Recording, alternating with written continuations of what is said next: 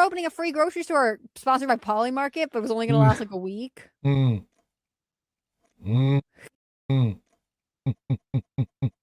No, that was something that happened. Oh my gosh, that's super. What is that?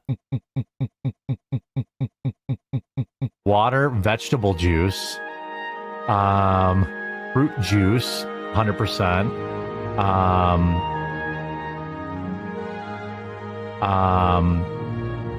Black tea, green tea, natural flavors, vitamin C.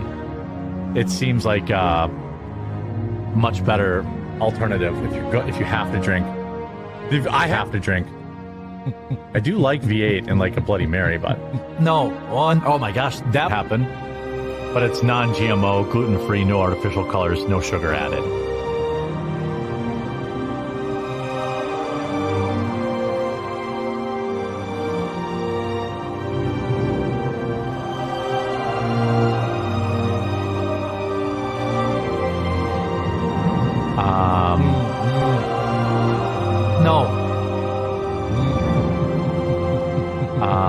I get anxiety, and like it makes me like, I don't know. I have to drink.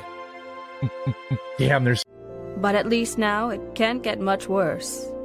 But it did get worse.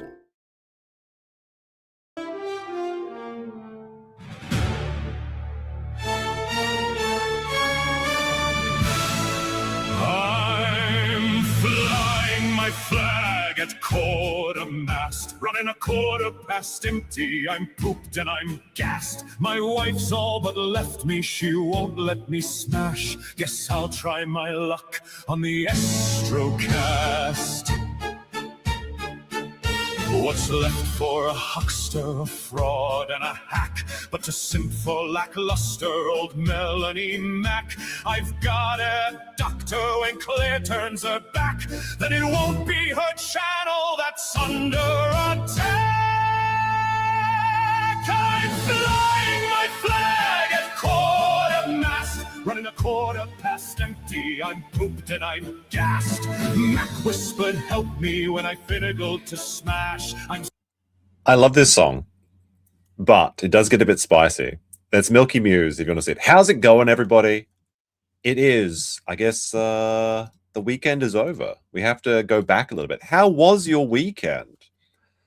A little bit of an abrupt little intro there, I know, but it is what it is. Make sure you hit those B's and those likes. We've got an Unk alert already, which I think is like $5. It's basically $10 in Japan. I'm also about to get completely fucking felted over here because this is what's going on this weekend for me. It's like the one holiday in the middle of the year, Obon, the Festival of the Dead, basically. We got 4 typhoons coming. Somehow Hambly's behind this. I don't know how, but anyway. So say your prayers for me. Now, like I said, we have to go back. We have to go back because there's a few little things that happened. So there's a bit of a recap. Last time on Ball Z, you see the Quartering has said that Coffee Brand Coffee has just shipped to his first shipment to Walmart. Seethe losers. And there was this guy who said, congratulations, now stay focused. Don't let yourself be consumed by interacting with those who want to see you fail. Focus instead on self-reflection. Basically the best revenge is living well. And the Quartering said that's good advice. Now, he did spend the next 5 hours hiding replies on this post because he couldn't let anyone see them. Just like we can't let anyone see this $10 that Bella Stella just dropped that Jeremy couldn't even imagine getting a $10 super chat. Crazy, crazy stuff. I think I've got one of your posts today, Corpos, actually. Now, the reason I bring this up is because it's a bit dark in here, actually. It's getting dark. The darkest era of our lives. You would think that the man would log off for the weekend, but no, he didn't. He claimed, in fact, that he was going to log off, as we have this post by the Kino Grove saying he was going to the... So let's go back very briefly and just see what his weekend plans were, because he was going to say, like, there was no vlog on Friday. I was waiting for that. Well, I guess it was Thursday. But he said that he was going to have a nice, fun little weekend.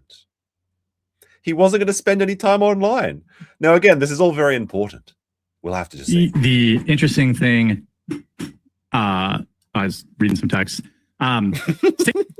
It's all just so unprofessional. Like I check my phone from time to time during a stream, but it's basically a feature, not a bug of Jeremy's streams. Fair's in town. Going to the fair today, so it's gonna be a later show. I am burnt Sounds like fun. out. I took over all the customer service for Coffee Brand Coffee. Basically, it's just me and then the roasters.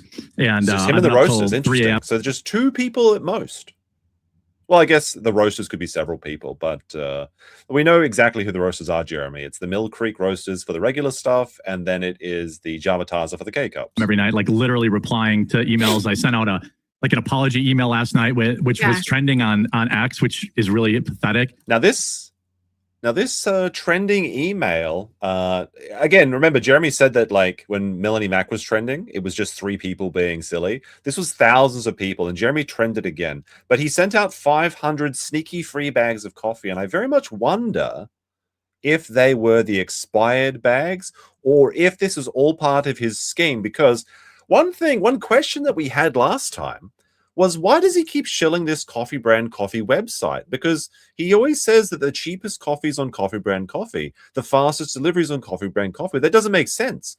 How could it possibly be cheaper and faster than Amazon if Amazon is the distributor? And then it all came out. If he hadn't sent this email, if he hadn't kept shilling his dumb website, he could have got away with it, because his move, this Cookie Monster move, Jeremy's the Cookie Monster, his hands stuck in the cookie drawer. It turns out, and I think they probably come to the conclusion of what this is, but the Coffee Brand Coffee website, it turns out that it all linked back through Amazon affiliate links. So he was tricking people into, he's just like, well, the website's been updated. Now it's perfectly fine. Go just have a look. Just have a look. Now, if you're unaware of what an Amazon affiliate is, I'll explain it all. It's not just that he was earning affiliates for his coffee sales. It was all sales across Amazon that you buy. Basically, what happens is it flags your account for all purchases. And for 24 hours or 48 hours, you would get everything you bought on Amazon. If you bought $1,000 worth of PC stuff, Jeremy was making 1 to 5 to even 10% sometimes on these affiliate sales. It was a crazy grift that is so slimy, I never would have thought about it. But that's what you're going to have. Now, of course, Jeremy said he was going to spend the weekend away from all the nonsense and all of this stuff and that, but that wasn't quite the case. Although, as a bit of a warm-up, while we wait for people to jump on in, we got this old clip. We got an old clip from Jeremy before we get into the real coffee grift story. There's a quick 5-minute crash out from Jeremy that was clipped on the Kiwi Farms, talking about Candace Owens. So that might be fun. We've got Podlucky with a 100 check coins over on Keck. Shadows gifted a pack it up. Big support. Just minutes into the beginning of the stream. All right, let's continue. That's the thing about people that want to suck the giant clitoris of Christy Nolan, or I'm sorry, of Candace Owens. Oh no, it's a Freudian slip alert. By the way, this is these old videos of Jeremy. I'm appreciating how they've aged, because Jeremy hasn't aged very well, but these videos have aged very funnily, which isn't really a word. Look at all these toys he used to have behind him. They're all gone now. He had to sell everything. He had to sell his little Super Mario, his little like puppers. He had to sell his little American Christmas tree. It's un-American. Well-documented history of being garbage. Candace Owens blows donkey balls. And a lot of people are like, bro, she's good looking and she's black. I really love her because it absolves me from anyone who calls me a sexist or a racist. She is a grifter. She is a beautiful black woman. There he said it. He loves Candace Owens. She's beautiful. She's black. She's a woman. These are all the things that Jeremy looks for in a woman. Who knows that she can make millions of dollars a year pretending to be a conservative. Hey, it's just, she's the perfect woman, literally, for Jeremy. This is just crazy. Too many of my boomer conservative friends love Candace Owens. Like, oh, she's a hot black chick. Look, if you could fix Candace Owens in chat, make sure you hit a 1 or like the stream, okay? Or a B. She's so smart. She's not smart. She's a grifter, just like everyone else. This is interesting. Jeremy thinks that grifters aren't smart, because you think that a grifter would have to have a certain amount of intelligence, or at least confidence, to be able to get away with their shenanigans, which makes me wonder, who did he steal this affiliate coffee grift from? Because it seems a little bit too smart for Jeremy to come up with himself. But Candace Owens is a fake actor. She's bullshit. She care about the party. She's a beautiful black woman who is grifting on the hot black chick as a conservative grift. Just like Tommy Lahren grifts off the hot white chick is a conservative grift. I don't think either one of these women are actually down for the cause. Oh yeah, I'm super hammered. People in chat are like, Jeremy's He's drunk. hammered. Yeah, of course I am. Why is Wisconsin GOP so bland? I don't know. I should run. Now, I'm not going to pretend that I haven't had some drunken moments on stream before, but these are all just very fun. Anybody who disagrees with me is just wrong. Here's the thing. No, I should be saying this. Anyone that disagrees with me is wrong. That you won't hear in a sober stream. Candace Owens is garbage. Garbage! This is from years ago, by the way, but it's still during the hat era, because when we checked out like his unfortunate post from the past, there was one 6 years ago where he was still brave enough not to wear a hat on stream. It's rude to wear a hat in stream, Jeremy. Oh, sorry, a hat in side. She's really not that great. She's not. Guys on a boner, and that's it. And they have this deeply internalized thing where they're like, oh, I love Candace Owens, so I'm not racist. Candace Owens blows. I'm not a racist. That's what someone's saying about this, though. I actually have loads of black friends, so I'm not racist, allegedly. Ass. Except to the Dutch. I see chat like, ooh, he's wasted. No. So, like, I don't give a shit if I've had some drinks. Like, Candace Owens sucks balls. Literally. Understand that this woman was a... But not Jeremy's balls. And that's the real crime. That's the audacity of it all. Hey, far Jeremy. leftist when I met her.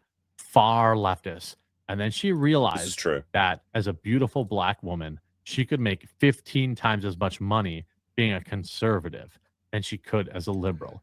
What's really incredible is that, again, everything that Jeremy ever says is projection. And all of this applies to him, except that he's beautiful, black, or a woman. Which is exactly Well, actually, you never know. fucking the last one why. there. He where does she act like is. one. You want to call me drunk and say, oh, he's drunk. That's fine. You can talk all the shit you want about alcohol, but take 5 fucking minutes to research your own Leave. You could call me a drug, but leave alcohol out of there. Alcohol never did anything to nobody. shit. I agree with this statement. You want to talk This about is all true. like it's so annoying seeing this stuff. She is Leave a it plant. alone. She is not a conservative. She is a beautiful black woman who is a grifter. He's been for saying beautiful black woman a lot. conservatives who have something called Like people should have me in the chat sometimes, because I think there are some beautiful black women out there. Some fantastically beautiful black women, like what is it, Halle Berry and Swordfish. That was a fun little adolescent adventure. But Candace Owens, she just doesn't look good at all, in my opinion. internalized racism that they feel like if I support Candace Owens and I say Candace Owens is smart, people will never say I'm racist. It's really disappointing to see people in chat like, oh, Jeremy's drunk. When you wake up tomorrow and you're like, oh, Jeremy was really mean last night when he was drinking. Jeremy was really mean last night when he was drinking this, the alcohol. Go look it up. Look up anything I've said. If you This is funny to me because, like, you just know that this is what he looked like during the weekend as well. He's a mean drunk. And every drunk clip of Jeremy is the same, where they're like, he's seething. But I guess he's seething default sober anyway. So I guess it's just, that's his secret. He's mad all the time. want to ride with me, you have to understand that I've been around this fucking game for 15 years. He's Candace been reaching Owens is a around. grifter. She's a good-looking black chick who conservatives like to support because it's convenient for them to support her so that they can also say they're not racist. Here's the thing. I think that Candace Owens is a grifter. And I think that's demonstrated by, what was it, her first endeavor, which was the website that was exposing right-leaning people. But I think that she believes what she's saying now to a degree. I do think she's insane. I do think she loves Charlie Kirk. But at least she has, like, at least an element of looking like she believes what she says. You know what I mean? She has a little bit of confidence there to do the confidence man grift. Jeremy has none of this. Every time he says anything, he's looking around, he's making things. It's like a child making up a lie. That's the key difference here. I think that's probably why Candace is a lot more successful than Jeremy, much to his chagrin. Look at my 15, 20 years tenure here on YouTube and look at everything I've ever told you, okay? And understand that I have never led you astray and then come back. All right, well, let's look at one of the things that Jeremy has said. Well, we'll let him finish. Look, good for her, make all her money, but like, I've been here. You guys don't even know. Like in terms of political commentary, I've been. Wait a minute, Jeremy. I thought you weren't a political podcaster. I thought you were just a silly Breeze Larson's big old biddies streamer or something. What do you mean? Jeremy was never political. Around for 15 years. She is not a conservative. She is a conservative thought. Why would he care? If he's not a conservative, why would he care so much about Candace Owen? Oh, child, please. 9:45. I'm still going out to the bar. So listen. Out of curiosity, who do you think is easier to grift, conservatives or liberals? Because I think it's conservatives. I think that I think conservatives are so desperate for mouthpieces and for heroes and for people to rally behind that they will jump on board very, very quickly. Now, there's a lot more and a lot more aggressive, I think, liberal or leftist, I should say, maybe not liberal, but you know what I mean. Leftist commentators, but they get purity tested into oblivion, and there's a lot of anger on that side of the aisle, and they'll eat their own very, very quickly. But I've seen some absolutely dented opinions coming out of like conservative talking mouthpieces, and their fans will just not accept the reality that these people are grifters. If you think it's all right, let me know what you guys think. If it's 1 for conservatives are easier to grift off of, or 2 for leftists are easier to grift off. The thing is that conservatives have more money and they're more willing to part with it, whereas it's very difficult to get money out of those leftists. Okay, before I head to bed, Candace Owens is not your friend. If you want to bone her, if you think she's an attractive black chick and you really want to fuck her, that's cool. But she's not your friend. It's both. That's actually the based fence sitting post. Who is it? This person, Mumcat, with the most, with both my opinion and the most the highest intellect comment for the stream. It's both. Yes, let's go, fence sitting bros. Me too. Player hired her because she's a black female who is a conservative. All right, that's enough of drunk Jeremy. Let's get into the real stuff. All right, so does everybody know what time it is? We have heel versus babyface saying, "I lost my watch. Can anybody tell me what time it is?" It is Miller time. Let's go. We've also got Don Balthazar with a 5 Australian saying, "God bless the goal." Yes, indeed. The goal is supreme. Now, Jeremy had an epic level crash out. I mean, that sounds so unk status actually to say it now that I'm pretty old. However, he was not apparently at the fair with his wife. He was not taking a digital detox for the weekend. He spent all fucking weekend seething, crashing out, and trying to hide his dirty tracks, his skid marks. And so let's break it down a little bit. So this is an affiliate. This is how affiliate marketing works. Basically, you go to his website, and then it tags your browser, whatever you use, with a cookie, and this lasts for a few days. Now, importantly, every purchase you make on Amazon, not just Coffee Brand Coffee, but every purchase. So if you're like, unironically, if you're thinking of going to buy something from Amazon, you can ask a streamer or someone that you like if they have an affiliate link, and then if they give you it for anything, even if it's like something like for example, I've got a affiliate link right here. Actually, I prepared earlier. I have an affiliate link that goes directly to Luther Morgan's book on lolcows. Let's just push this in the chat. Luther's book. There we go. I'll post that. If you click, so I just post this link in the chat. If you go to that affiliate link, it'll flag your account for the next 24 hours, and it'll clear your previous cookies. So if you clicked on Jeremy's one by mistake, but this will take you to Luther Morgan's book. And then if you buy like a tire or like 4 sets of tires for winter or something, I'll get like 1 to 4% of that. It's a pretty good grift if people are spending a couple hundred people are spending a couple $100 a month on Amazon. This is potentially a lot of money that Jeremy was sneakily taking from people. Importantly, though, you have to disclose affiliate links, and this is going to become a problem for Jeremy. So then you go shop, and during the next 24 hours, the CPC seller gets the sales price minus Amazon fees. In my experience, it can sometimes be higher than 4%, especially on tech products. But Jeremy was claiming that he's a poor boy. He doesn't make any money on Coffee Brand Coffee. Just go check out the website. They've got new... I'm not selling your info. Don't worry about that. They're... they're just they're struggling to get past ends meet. It's rough over there, as they say. Now, let's go to the next slide. Here we go. I'm not sure exactly who exposed this first, but it came out. The quartering isn't disclosing his affiliate links. In his most recent vlog, Jeremy no longer puts the price of products of what he's flashing up on screen. Instead, he provides a link in the bio to Amazon listings. Now, again, a lot of YouTubers do this, but they have to disclose it. You know, usually it says like what gear I'm using, or these are my affiliate links, like click to support the channel, things like that. But Jeremy is trying to have you believe that he's just a poor coffee merchant, only selling 50 cents a bag or $1 a bag at most. Notice they're all from Amazon in the shortened URLs. After expanding the URL listing and then running it through an affiliate checker, all items are in fact giving Jeremy a percentage of an affiliate link. All right, so let's go. Hold on, I can just go like this.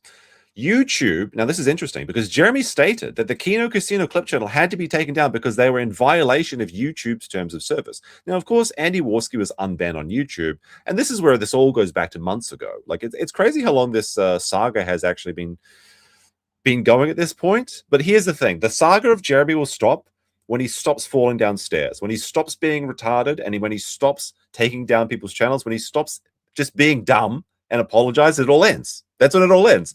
But that's why it's been going for 4 months, because he refuses to take the L on all of this. But as a man that cares very deeply about YouTube terms of service, interestingly, YouTube clearly states that all affiliate links must be disclosed clearly in the description above the fold-in, plain, easy-to-read language. There are no hashtags, no written disclaimers, no mention verbally throughout the vlog. Oh, no. Jeremy, sounds like you're in violation of YouTube's terms of service again. How could it be? We had Crikey post, not for nothing, Mr. Quartering, but you probably shouldn't have messed with him in the first place. And this is in regards to the Kino Casino. Sounds like you're gravely misunderstood them and their rabid fan base. They'll just circle back to you flagged at the cost of their editors and his job. It's a rough situation. Quartering, who is supposed to be at the fair at this time, says they made the whole thing up. They were banned because both creators were previously banned. Now, one of them was previously banned. I don't believe that Ashton was ever banned. Maybe he had some channel from years ago, but it doesn't matter at this point. Andy was banned, but unbanned, and he hadn't done anything on YouTube in the last 6 months. So he couldn't have done anything to incur the wrath of YouTube. Again, that's a part of the story that Jeremy has never mentioned to his audience. And in fact, he barely ever mentions any of the things that he's done, because he knows that if his audience sees what they're actually doing, like how Gunter is gifting 5 subs, let's fucking go, then they might go like actually insane and desert him finally. We also got some love from California. Much appreciated. They were banned because both creators were previously banned. They also lied that it was their editor's channel. Otherwise, they wouldn't have been banned. Well, that's not true at all. That's not true at all, Jeremy, because you have this back channel YouTube connection. Now, I don't think it actually says why their channel was banned.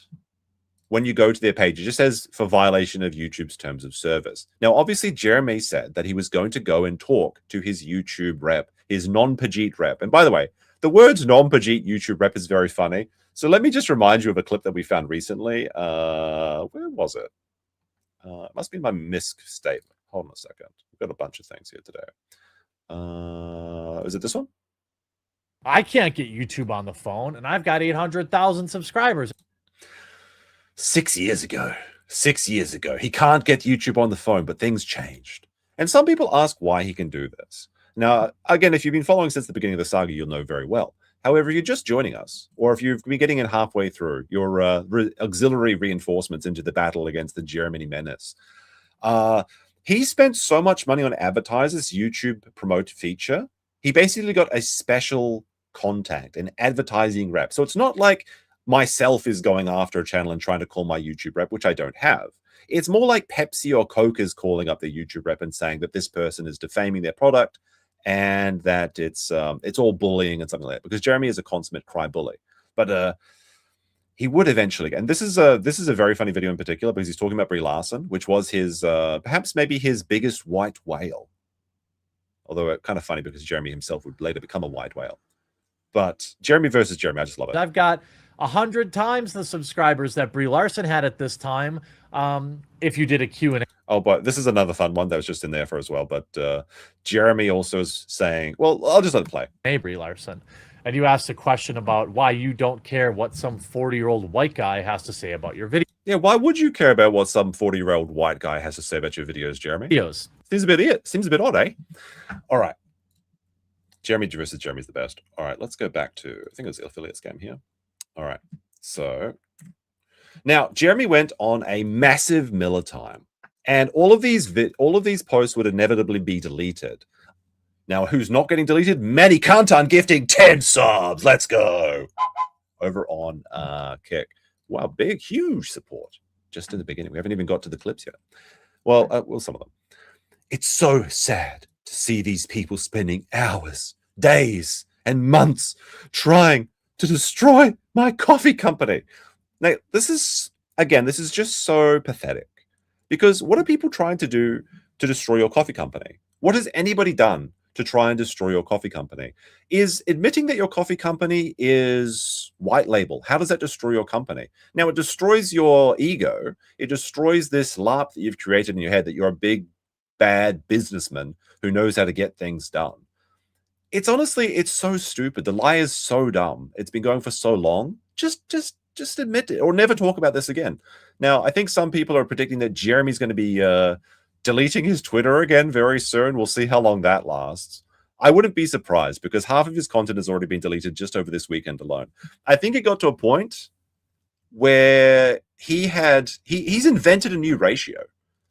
He had a post with like 10 likes and 164 hidden comments. He was hiding like a madman, which makes you know that he's not spending his time enjoying his life because he has to hit refresh and then has to hit hide manually. I don't even know how to hide a comment. I guess you just right click on not Kino Casino. I was going to say on the thing well, I would have to go to my thing. It's probably just here, right? Like you just click here and then it's like hide thing or something. But that takes 3 or 4 seconds per post. And if you're doing that every other second, it like adds up, mate. It's a waste of time. But again, like what have people done to actually damage his company except for asking questions? And how could that possibly hurt your company if you're doing everything above and beyond of what you're required to as a businessman? Now, Jeremy has claimed that people are showing up at his coffee warehouse. He says that they're harassing his employees, but they're not his employees if it's not his coffee company, and that they're all on video. Now, Jeremy has never once shown us a receipt. Show me the receipts. Show me the receipts, Jeremy. Where are these receipts? So, but I ask you, how could this possibly? I'm just asking questions. Now, again, Jeremy's very hypocritical because he's all behind Nick Shirley. In fact, I think he was reacting to Nick Shirley over the last few days, like maybe his most recent stream, where Nick Shirley goes around and exposes things like fraud in the government and in Minnesota and with these Mali daycare centers and things like that. He's all for Nick Shirley doing these investigative journalism on the ground and going to these places of businesses and knocking on their doors. And I think Nick Shirley's a little bit unhinged when he's like knocking on, he's like, show me the children. It's a little bit weird, but it's fair enough because there's no children there, so you don't have to worry about them. But I like Nick Shirley. I think he's doing a good job most of the time. He's a little bit amateur, but you know what? He's not like he's just an independent guy basically doing his best. But again, Jeremy's for this guy. So what's the difference between Nick Shirley and say someone like Misty Mochi, who just drove to an address that she looked at the back of a business thing and saw it was a mall or the Meta PC's headquarters? She didn't go inside. She didn't harass the audience. She didn't harass the workers. How is that trying to destroy the business, Jeremy? All while they scream about how bad life ruination is, they are all participating in it. Again, what life ruination are anyone involved in? This is completely delusional. And again, it's just the cry bully mentality where he has to pretend to be the victim because being the victim and the underdog has worked for him for his entire life. Again, it's not life ruination to investigate salacious claims or dubious claims. And it's not life ruination to defend yourself. Jeremy is the one who's coming around swinging his YouTube reps, his non-Pajit YouTube reps at people like Flaked of the Kino Casino's editors. Like he says that it was a fake. It was not that. No, it was his channel. He was getting all the money from it, allegedly. I mean, I've never seen the receipts on that, but I'd assume that is the case because he was doing it full time. But Jeremy knew how much money exactly he was taking from this man. He said it was a 6-figure income that he took away from a person. Not only that, but multiple people have received strikes and even lost their channel in the wake of Jeremy's drama. Like off the top of my head, obviously, there was Alyssa Clips who got a strike. And actually, Jeremy threatened Alyssa Clips. I'll show you that later. But Mikey No More had his channel taken down. I think Mikey's involved with some other drama as well and stuff like that. But he created this entire environment where people got flags. I got a flag. Camelot got a flag. Luther Morgan got a flag. loads of people. I think like there was actually a list by, I believe, Nick Munro that showed something in the range of 12 to 20 people that got suspicious flags when talking about Jeremy's content. And again, once one of the nukes starts flying, then the only recourse is to fire a nuke back. And in a nuclear war, the only thing that lives is the cockroaches like Jeremy that can survive the radiation for some reason. So this is not life ruination. It's exposing the actions of a bad person. How is it life ruination to say that you shouldn't go to the Renaissance Fair because the last time you went to the Renaissance Fair, you were recording women and children and specifically trying to get creep shots down their dresses or up their dresses and by their skirts? How is that life ruination? That's a public service announcement. Because people need to know that if they're going to the Renaissance Fair, they may appear in one of your live streams where you're chat goon to someone that you said was maybe 10 years old. This is ridiculous. Like, this is the things that Jeremy says that he used to claim to stand for, right? Like the Magic the Gathering stuff where he didn't actually do that much at all. He kind of just stole other people's work and then doxed people that weren't even in the Magic the Gathering community anymore. I thought it was about protecting the community. But it's just the thing is, it's rules for thee and not for me. We got Brian, the science man, says everything Jer says is like Walmart floor stool. Very true. Very, very true. I won't be bullied. It's really sad to see so many former friends doing it too. So he's talking about Bearing and maybe Count Dankula, I'm not sure, but there's other people as well. Like Jeremy seems to think that if you ever interact with him, you're his friend or something, or you owe him because I made you. Oh, look at that. The Dragon's Treasure's in the chat right now.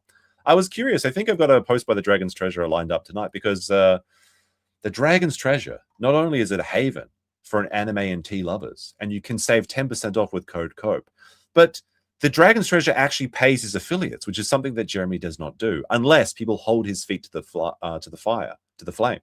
Like there's a flame coming out of this pot. I'm being held to this flame right now. Like, this is crazy. Like, Jeremy actually double dipped his affiliate scams over the weekend. That's how his weekend did, because he did this affiliate cookie jar scam. And then he just was straight up blocking people in his affiliate program so you wouldn't have to pay them to the tune of hundreds of dollars, as we'll see in the Luther Morgan expose. And he wouldn't have paid them if it wasn't for the actions of people like Luther Morgan and Bearing, who kind of connected these people together. All right, so Jeremy continues on his tirade. This shit was for the lols month ago. So why do you get to decide? Why does the target of the expose get to decide when it's done? This is what a ridiculous thing to say. I've had enough. Okay, it's my turn's over. Next, it's not how it works. Months ago, it moved way beyond into destroying this company because they know I care about it. The coffee company, I think Jeremy might unironically be setting up his exit for the coffee company. If he's not making the hundreds, like, I honestly think he was probably making hundreds or thousands of dollars a month on this affiliate scam. So maybe he was right about it being profitable, but not in the way we perceived. Because again, if you have like, let's say take Jeremy at his word for it, right? Like he says he has hundreds and hundreds of people buying his coffee, maybe 500 bags a month. If that's 500 affiliate people that are doing $10 to $5 a month, that adds up to a lot more than the coffee itself. Especially if they're big spenders, like if they're kind of boomers that are buying these really like pricey things, they're buying their air fryers and their tires and everything. It really does add up. People participating in it are evil. There's a really weird thing going on at the moment, and I don't have all the clips for this. But Jeremy and Mel are basically reaching cult-like figures. They're talking about dressing all in white, and they literally said they were dressing like angels. And then when you get to their level, you have to dress as angels. Like, this is some cult shit.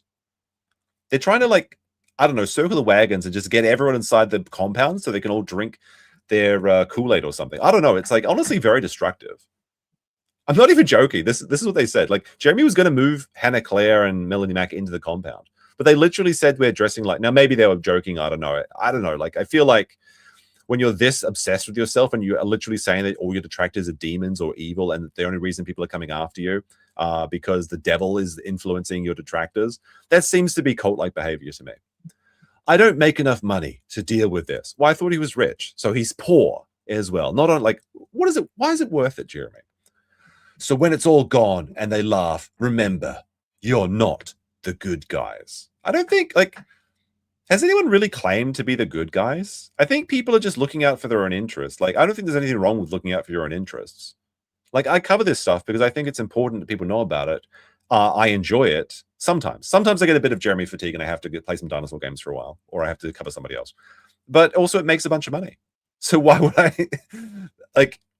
It's like the thing is, there's someone you forgot to ask for the consent. Remember, you're not the good guy. Like, who's ever described themselves as the good guys? Have I ever said that I was a good person? Has the Don ever said that he's a good person? Has Luther Morgan ever said he's a hero? Has the Kino Casino ever put their shield up and reflected the sunlight and say, here we are, it's time to like bring the dawn or something? Like, no. Like, all of us are just internet jokers, basically. We're jesters dancing for peanuts in the king's court, and the king is the chat. That's how it works, Jeremy. That's something he would never understand, though. One day. Oh, wait, did I already read this? No, I guess he did it again. One day, when they succeed. So again, it's already defeated in his own mind. How pathetic. At least put up a fight. Nobody likes to see this roll over show your utter shit. It's just like when you've got this friend, you know, and you're like, when you're like as a kid, you're like, you know, playing, like maybe doing some roughhousing or something. And the second he gets his shin grazed, he calls the teacher. And everyone's like, no, like, he's just like, just toughen the fuck up, mate. It's pathetic. Either via their fraudulent reporting. Now, fraudulent reporting. Who's been fraudulently reporting? I assume that there probably was a few people. Jeremy claimed that this was the case. However, the fraudulent reporting went nowhere because YouTubers are pretty good at detecting this. Typically, not all the time. If you're a big YouTuber, they are. If you're small, then you're just in the danger zone, and you better have a kick channel ready just in case, like I had to when my stream was taken down for covering Jeremy. But it's not fraudulent reporting if it's an actual report. If you're actually stealing the content, like you are stealing these shorts, hundreds of shorts every other day, basically. That's not a fraudulent report. That's a actual instance of copyright infringement. The flagging. Now, it's not about the flagging. It's about the false flagging. You can flag someone if they steal your shit. Now, again, you probably shouldn't because it never really benefits you to do so. Because it just, like, there's a Streisand effect and you lose any sort of like free advertising, things like that. You know, like they say, no such thing as bad publicity. But no, it's not the issue is flagging or reporting. It's false flagging and fraudulent report. Now, he says it's fraudulent, but it is not. Jeremy's received something in the realm of 5 copyright strikes across 2 to 3 of his channels. Now, if you get, basically it's 4. Basically, you get a warning, then you get 3 copyright strikes, and then your channel's dead. Now, it doesn't happen immediately because YouTube stopped this because what people were doing is that they were sending 3 copyright strikes at a time to try and take down their opponent's channels. Again, this is behavior that Jeremy co-signs with all of this nonsense. But basically, when you get a copyright strike now, if you get all of them and it gets to a channel deletion ratio, you get 7 days to resolve the issue. YouTube. Can you guys hear that? That's a big thunderstorm coming my way. So if we go get taken down, it's either the act of God or an act of Jeremy. More so the later. Oh no, wait, actually it's just a big maybe it's just a big car. There's some typhoon nonsense happening. All right. Where was I? Anyway. Or when I decide it's just not worth it anymore, all they will have done is hurt the livelihoods of dozens of people who depend on it. Like, who are the dozens of people? Because you don't own a coffee company. You don't have employees. You're a customer. Javataza loses a customer, they find a new customer. Mill Creek has so many other people that are white labeling their company. They don't need you, Jeremy. Now, they might regret your easy business because you're such a mark that you're giving them thousands of dollars for nothing, apparently, since you only make $1 a bag out of these $20 sales, which is a very bad margin in my experience. Now, of course, if you were operating at mass, that's fine. But, well, Jeremy is operating at mass, but not mass sales. So who are these dozens of people? By Jeremy's own words, he's the only person. He's doing the emails till 3 a.m. in the morning now. He doesn't even have an email guy. He's doing all the customer service. He's licking the stamps. He's writing the names on the packages. He's doing everything by his own words. So who are you hurting? Now, if you're counting dozens of people as a body mass, then maybe it's the truth, I suppose.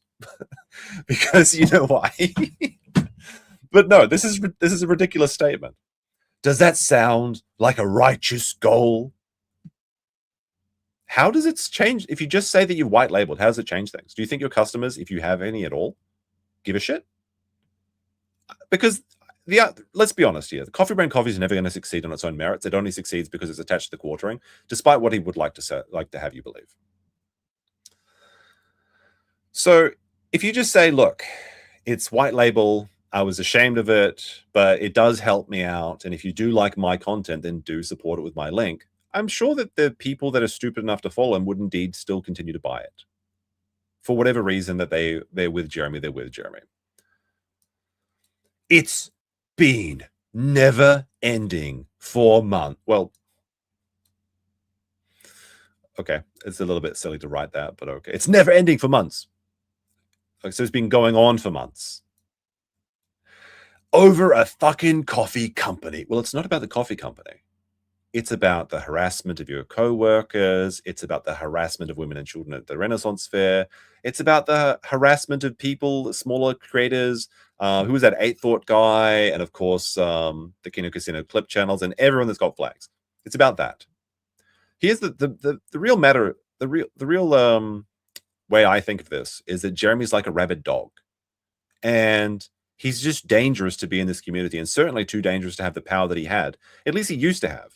It seems that the case with the Flaked going to the EU YouTube headquarters through the actual lawyers, because if you didn't follow this as well, and again, Jeremy says that it was never Flake's channel. If it wasn't Flake's channel, then he's filing fraudulent lawsuits in the EU, which is a pretty serious issue. Like, he would have to be pretty crazy to do that, right? But because YouTube is basically headquartered in Ireland or something for international reasons, any Irish people have a special ability to demand a speedy resolution of their case, which forced them to actually close the review process for the clip channel, at least by the words of the Kino Casino. So basically, the plan for Jeremy had with his rogue YouTube rep was that they were going to leave this just open as an open-ended situation and never resolve it, so they couldn't move on to the next step forever. It's been going on for months. How long did the Brie Larson coverage go on for? How long did the coverage for the Jack Murphy?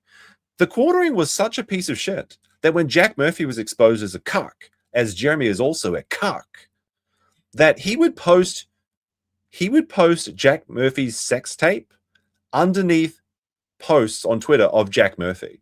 He was literally posting cuckold fetish porn against his opponents just for a laugh. Like, Jack Murphy, he was a piece of shit, but like, what morally, I mean, I guess depending on your morals, you could say he did something morally wrong, but like, Jack Murphy was just a stupid grifter who was pretending to be an alpha while being a cuckold.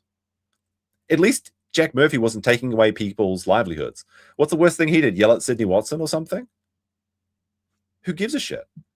Jeremy is happy to use any technique, any tactic to take out his opponents, or even just for fun, because he actually revels in people suffering. And then he has the audacity to call people evil. It's ridiculous. All while moralizing and pretending to be the good guys. It's fucking pathetic. Oh, wow. So do you think it's pathetic, chat? If it's pathetic, press 1 in chat. We'll see. We'll let the chat decide. Now, this is we'll go back to this honey scam thing later. This is another ex-Jeremy post. We got Chad Wellington saying, at this point, isn't Jeremy just operating off the fact that he's a lolcow and scams? I mean, who actually cares about this guy? He's not entertaining. The thing is, you'll always... There's a fun little internet phrase, which is, if you have 2 fans, 1 person hates you. But the opposite is kind of true as well when you get to a certain size. No matter how many people hate you, there'll always be some contrarians that'll support you no matter what. You're diehard dense. That just is the way things work. For whatever reason, there's these boomers, and typically it's because Jeremy repeats their talking points to them.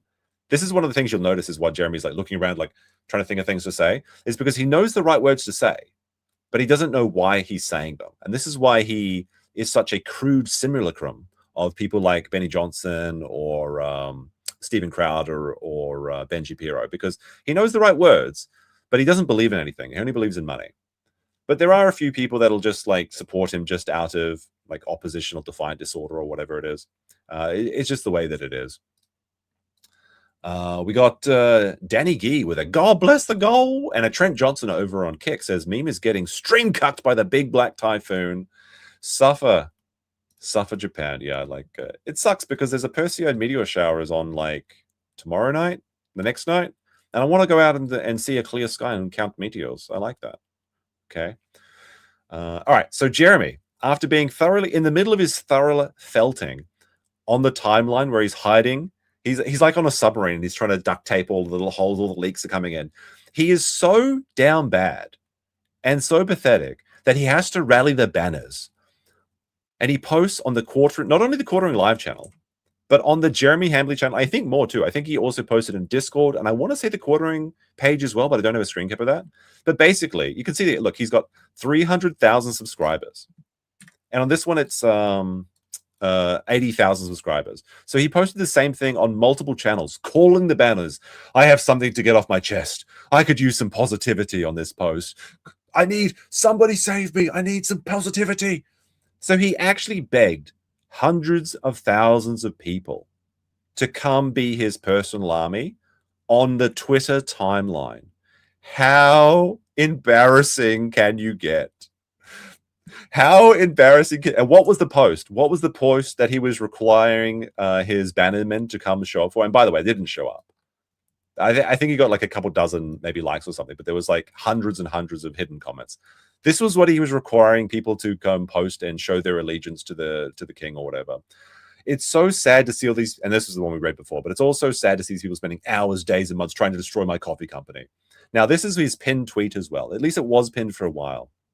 You can see there was one community noter who is against the Jeremy. He's posted this saying the Quartering is facing criticism over his Amazon affiliate links on his website without clear affiliate disclosure.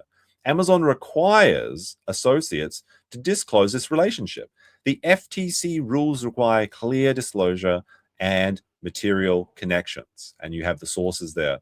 So it's just, he's taking L's on every front. It's so pathetic. It's imagine calling for backup to hundreds of thousands of people. Then you get community noted, and ultimately he deleted this and he just posted LOL. That was his response to this. He posted LOL.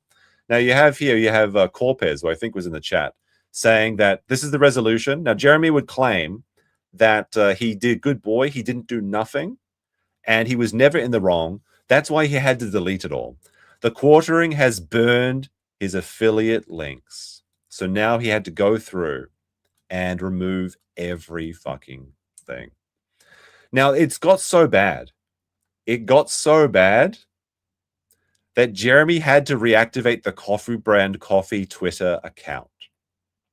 Now, this account has been lost. It was like lost media. He hadn't posted on this for years. He probably sent in an emergency appeal to Twitter to get it unlocked because he just abandoned this thing. Like the last thing was like, I think posting some Christmas coffee or something years ago.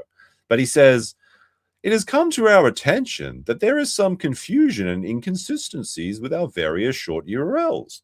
We used to have about a dozen of them over the years, and they've all been updated to either go to our main website homepage or short links like Amazon or cbc.com. Goes directly to Amazon. Only some accounts can reply. Imagine getting 1,000 views and 5 likes. Now, I want to be careful here. Oops, wrong one. Oh, wait, this is that's not the one I wanted. It's not the one I wanted, but it is a good one. All right, go to here. I think it's this one. So the Kiwi Farms documented hundreds and hundreds of these hidden replies. Of course, some of them are a bit spicy, so I'll try and avoid them. But you can see here, every time you refresh, there is another hidden reply. Oh, it was so good. It was so good. I think there was... Is there one screen cap here maybe that says that there was literally hundreds, I think I want to say. So this is even just before... this is when I first woke up. There was 63. There were 63 hidden replies on the Coffee Brand Coffee tweet. Can you imagine manually doing this? Holy shit. His link was under attack. Exactly. Now, I'm pretty sure this got up to like 100... I want to say 160. Almost as many Brie Larson videos. It's definite confirmed Miller time. It was going crazy there. You can see Quartering Logs post. Now, this isn't the real. This is the true and honest Quartering Vlogs. You can tell by the logo. He says, public service announcement. Jeremy's Buy CBC site is rebranding a redirect page to his Amazon affiliate link, which gets commission if you purchase within 24 hours. Kind of what we covered before. But this is a violation of the corporate appropriate conduct. Why do I have to identify myself as an associate? And how should I do this on my social media? Anytime you share an affiliate link, it's important to disclose that to your audience. They will trust you more if you are transparent. Like, okay. I don't think there's anything you can do to make Jeremy trust you. Get people to trust Jeremy. About where you're directing them and why. To meet associate program requirements, you must include a legally compliant disclosure with your links, and 2, identify yourself on your site as an Amazon associate with the language required by the operating agreement. It has to be clear and conspicuous. Of course, Jeremy couldn't do this. Let's see. Now, after Jeremy deleted... Hold on. Can I zoom in? What is it? Google Drive? Are you going to let me zoom in? Sometimes it lets you... I don't understand Google Drive. Sometimes it lets you zoom in with the scroll mouse. Sometimes it doesn't. So Jeremy deleted all of his shame. I can do it with the control zoom. There we go. And says, I hope everyone has a great weekend playing bingo with my mum. Should be fun. Now, if I have the quarterings... All right, this is the first one that he posted. Okay, cool. Now we're going to have some fun. There was also a tweet that I didn't capture where he's talking about how everything is fair game. But if we go to the quartering, let's have a look. So, let me see. Where is that post? I'm pretty sure he still has it. Let's go down just a little bit. Just a second. All right, here it is. Here it is. This is pretty wild. I hope everyone has a great weekend. Playing bingo with mum tomorrow should be fun. I'm going to hide my screen for a second because I'm just going to check that there's no like BBC when I go back there. I just want to see. This one has, I guess there's yeah, there's a lot of hidden replies on this one. There's more on the other ones, but this one is pretty funny. So anyway, this is by the way, this is the trick. If you ever want to see what Jeremy's hiding, just click on the post. You have to click on the post and go to view hidden replies. That's how you get to them. But there's literally across Jeremy's posts, he deletes them when they get too many, so you have to check. But there's just like hundreds and hundreds of shit back there. It's embarrassing is what it is. Now, of course, he said he was going to have a great weekend playing with mum. He was hiding replies all fucking weekend. So you imagine that he's just playing video poker or something. Now, there is one picture of him at the casino, which we'll get to in a second. Plus, Manican with a 400 rupee says, "You totally sell meme brand strong zero code cope." That's a good idea. I should have got that ready. I guess putting an affiliate code for alcohol is probably something wrong with that, like either morally or financially. I don't know. I would totally do that though. But just go buy coffee instead. That's I think nobody complains about that except for other people. All right, now where were we? I think we get into. Do we get into the second part, or do we have the segue? I guess we have the little segue. Posted, reported by Farron Balanced, or if you're watching the Don, Farran Balanced. Breaking Jeremy news: the quartering is threatening to take down Alyssa clips. These are the private DMs sent to her for her confirmation. I guess it's all part of Jeremy's option too. Now, Jeremy was hinting about taking down, well, actually, I guess Gabe Hoffman. So, like, I don't know if Alyssa Clips wanted these shared, but she sent them to Gabe Hoffman, so it kind of serves her right. She trusted a Hoffman. These are what the Jeremy is sending. Why did I say the Jeremy? That's a weird thing to say. These are what Jeremy's sending to Alyssa Clips. Please take my video down. Wish you all the best, but it's straight up rip, and I'm not going to try and issue any strikes. I know a lot of people are cool with you clipping their stuff. I am not. For the record, I didn't flag down that video, and I'm privately reaching out before I take action on yours because this is how I actually operate. This is not how Jeremy operates. We know from his own words that he goes to back channels when he has the ability to do so. So what is he doing here? He's doing this because he wants Alyssa's clips to be gone because it makes it easier for people to A-log him. But he doesn't want to get the crap or not the crap.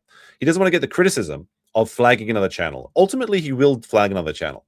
It just depends how much Millers he's had and how angry he gets. But he's trying to remove a lot of the content from the source. Now, I think this particular clip that he was trying to get removed was a clip from his stream that was edited on the Kiwi Farms and then was reposted. Maybe it was even a Return of the Mac and Cheese clip or something that was reposted to YouTube as a lot of people go through the Kiwi Farms, like myself, to find interesting clips and things to try and bring to the audience and have a bit of a fun show. However, and here's the thing, here's the very kind of sad thing about this, is that Jeremy is actually in his power to do this. A lot of Alyssa's clips aren't transformative, so she does need permission to actually show this stuff, to show a lot of them. Now, with my stuff, I don't give a shit. And she asks usually. And I said, yeah, if you want to clip my stuff, that's fine. Just try and not make it like a whole show or something. Sometimes it's like Alyssa feature films, which is kind of crazy. I feel like if a clip is over like 15, 20 minutes, you're kind of being a little bit silly there. But it is what it is, right? Now, Jeremy does have the copyright ownership of his clips if they are not transformative. So normally, I would say this is a shit move, and it's also a very bad move, but one that you can do. It's like a very begrudgingly, well, I guess you can do this. However, this is incredibly hypocritical by Jeremy, just solely off the fact that he uploads hundreds of people's clips to his channels every week with non-transformative, what do you think about it? What are the oranges for? I don't know how he gets away with this, and he's already received multiple strikes for this. Obviously, we said 5. It's only going to take like a few more, and he could actually lose his entire channel. Now, of course, there'll be a 7-day lag of this because he has 7 days to resolve it. And unfortunately, Australia dropped the ball again by because one of the copyright clips that claims that Jeremy got was by the Australian reptile park, which I've actually been to, where it's just some guy carrying around a Komodo dragon. Which Komodo's not even an Australian lizard or whatever. It's fine. But they rescinded their copyright claim against him. Now, what happened there is probably Jeremy contacted them and either pleaded for them, saying, "Oh, please don't take down my channel. It's going to be deleted. Please don't do it." Or he paid them money, because you can do that. You can reach out to people and offer them money to remove their copyright claims, or just, try and, I'm a good boy. I didn't mean to do it. Please remove it, and I'll continue like that. But if Australia had held the line, Jeremy would have one extra copyright strike on his channel. So that's just very disappointing to see. It's at the end of I think that's most of the Alyssa Clip stuff for that. We covered this stuff as well. These are just like hundreds of the posts that Jeremy deleted. Like if you want to see it all, it's all on the Kiwi Farms, but it's all very, very, very silly. All right. Let me see. I guess we'll check out what Jeremy has to say about affiliate scams in general. All right. Get rid of that. Don't need that. Don't need this. And this is a good one by Return of the Mac and Cheese legendary Jeremy A-Log. 21 likes and 63 hidden replies. Jeremy has pioneered a new form of ratioed I never could have imagined. It's also boring and tiresome. Now here's Jeremy we'll go into this after the honey scam, I think. So this is a clip I actually haven't seen. Chad Wellington with another $15. Actual Chad says, I think it's the most fitting end for Jeremy would be him finding another scam, temporary success, Mel divorcing her husband for him, then finally losing it all. He'll no longer have a wife to fall back on. I've got my own like conspiracy theory about Melanie Mac. I think that, Jeremy's always calling her his kid. He's like, my daughter, even though she's only 4 years younger than him, because they're both 40 years old. I wonder if Melanie Mac is in the Jeremy will. I mean, he's got no kids to leave his money to, right? I mean, if he has anything. Is that what's happening? Is Melanie Mac giving him bad dieting advice so that she can claim the Jeremy fortune? I don't know. Like, I've got no evidence for this. It's just like in my crazy little conspiracy theory. All right, let's see what Jeremy has to say about affiliate scams. And I guess this is another Jeremy versus Jeremy clip. All right. Now, if you don't remember, Honey was basically this extension that basically every YouTuber was shilling, where it was free money. Every time a YouTuber has these free money clips, it always makes me laugh. But it's like it would search the web for discount codes and apply them to your purchases automatically. So it was like giving you discounts of dollars all the time, and it seemed great. And everyone just trusted it for years, and nobody ever said anything bad about it, except for apparently Linus Text Tips had like the inside scoop, but then he never told anyone about it. But then there was a guy called Megalag, and he basically exposed what was happening is when you use the Honey app, it would replace any person's affiliate. Like, let's say you did like the quartering and you wanted to use his affiliate links, or if you want to use my pinned comment to go check out Amazon, because that's an affiliate link that shows you Luther Morgan's book, Lolcows, The Internet's Never-Ending Tragedy. That will give me a little bit of an affiliate dollary dues, right? But what Honey would do is it would edit your cookies, take out the other YouTubers' link, and put in their own Honey discount code so that they were stealing money from other. So it was actually crazy because like YouTubers like Mr. Beast and Marquez Browley, like huge creators with tens of millions of subscribers, were getting sponsored by this Honey company, but actually losing money on the back end because Honey was replacing their own affiliate links. It sounds illegal. It was illegal. I'm actually not sure what happened with it, but it was a massive scandal, and it was one of the biggest stories when it came out. I think it was related to PayPal as well or something. But you'd have to check it. Like, again, the Megalag video is fantastic about that. Let's see what Jeremy has to say about the whole Honey affiliate scam scandal. I'm actually going into this blind, but I assume that Jeremy's just going to be a retard like always. This is by Reardon Steele. All the time. Essentially, it was a Well, it's browser clickbait. extension. Well, turns out it's a huge scam, and it was brought forth by YouTuber Mega Leg. So you should definitely check out his full video on it. But I do want to cover By the way, go to Meta PCs and use code quartering. influencers to help find Doesn't work. His link is broken, by the way. help customers find discounts. But the software seems too good to be true, and is now It facing was. accusations of misleading practices and, quite frankly, stealing these influencers' money. Oh, interesting. So this is an interesting point because Jeremy thinks it's bad to take people's affiliate money. Now, again, we've got two parts on this affiliate scandal.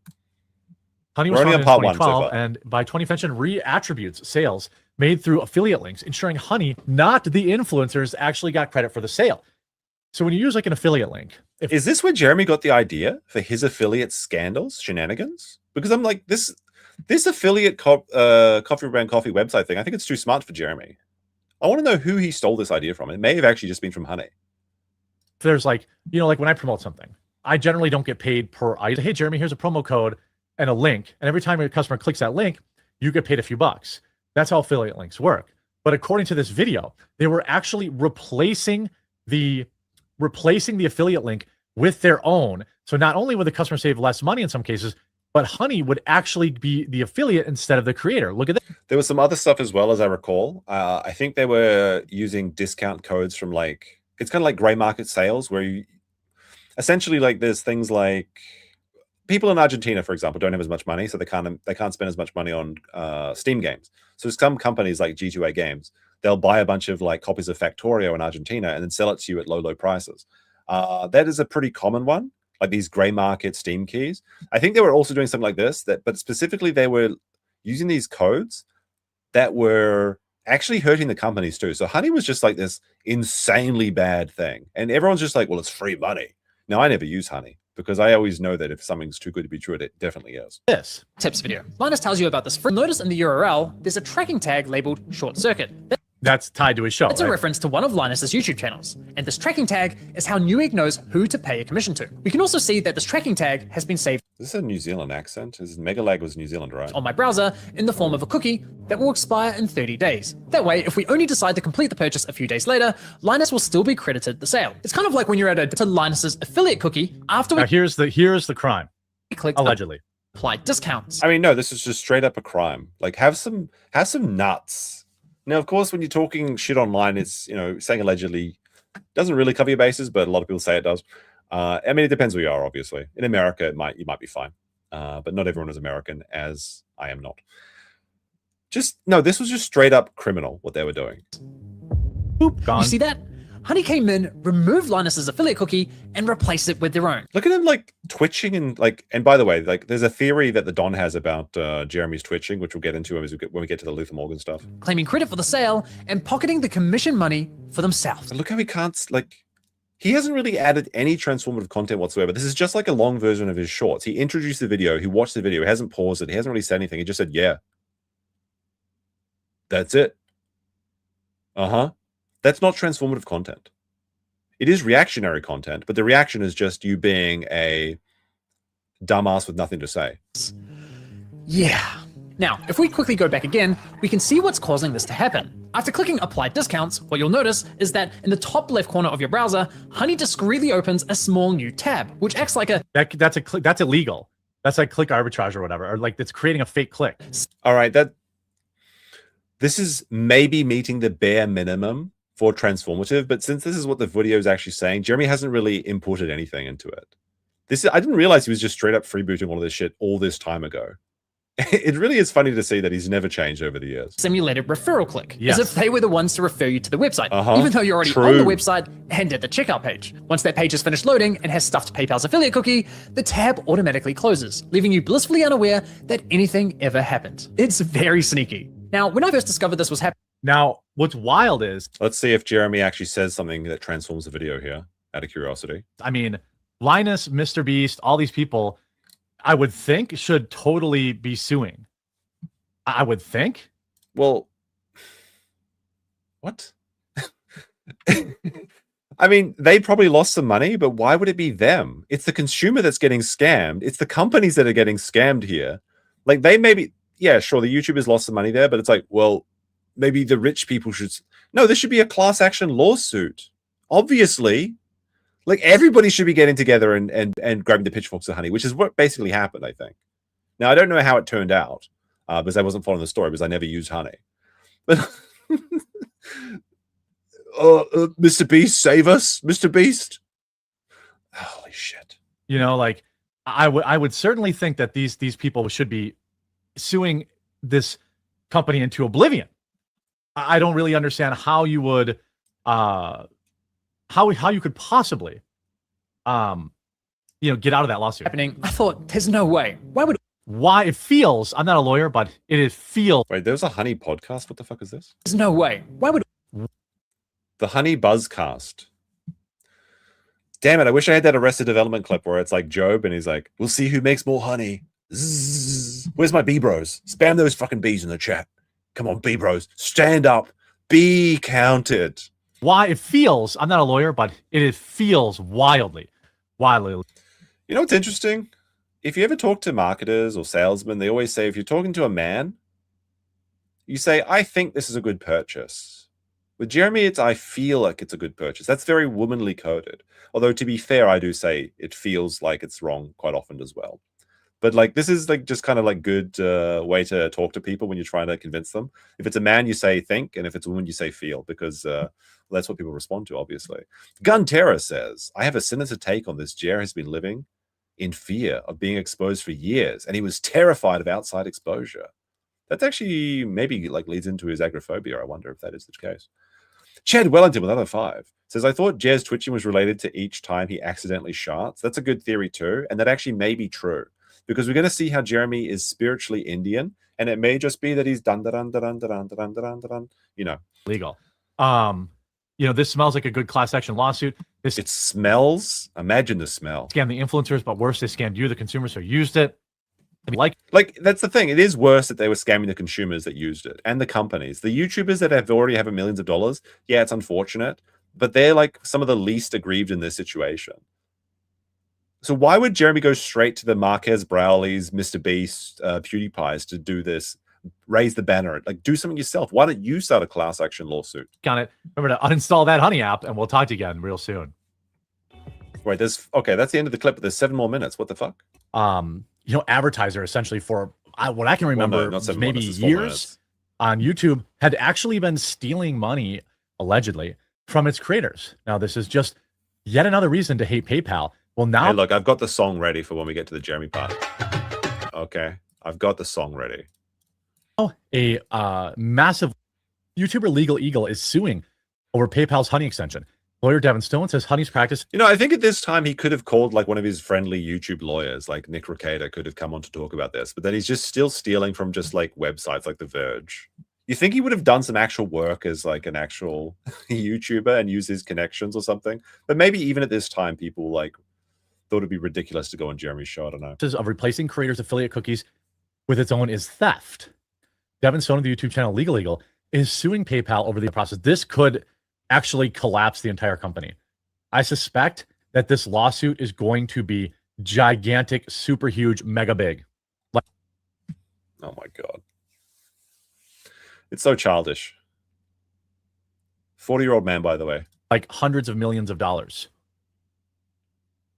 The complaint alleges PayPal's practices, like, to me, it seemed in that video pretty cut and dry that nothing happened. I'm actually not sure. Because the thing is, Honey was related to PayPal, and PayPal's got so much power at this point that you can't stop them. That's the issue. Did not follow last click attribution. They very clearly got caught, like in 4K, literally swapping. No, it's figuratively, but okay. Out the affiliate code.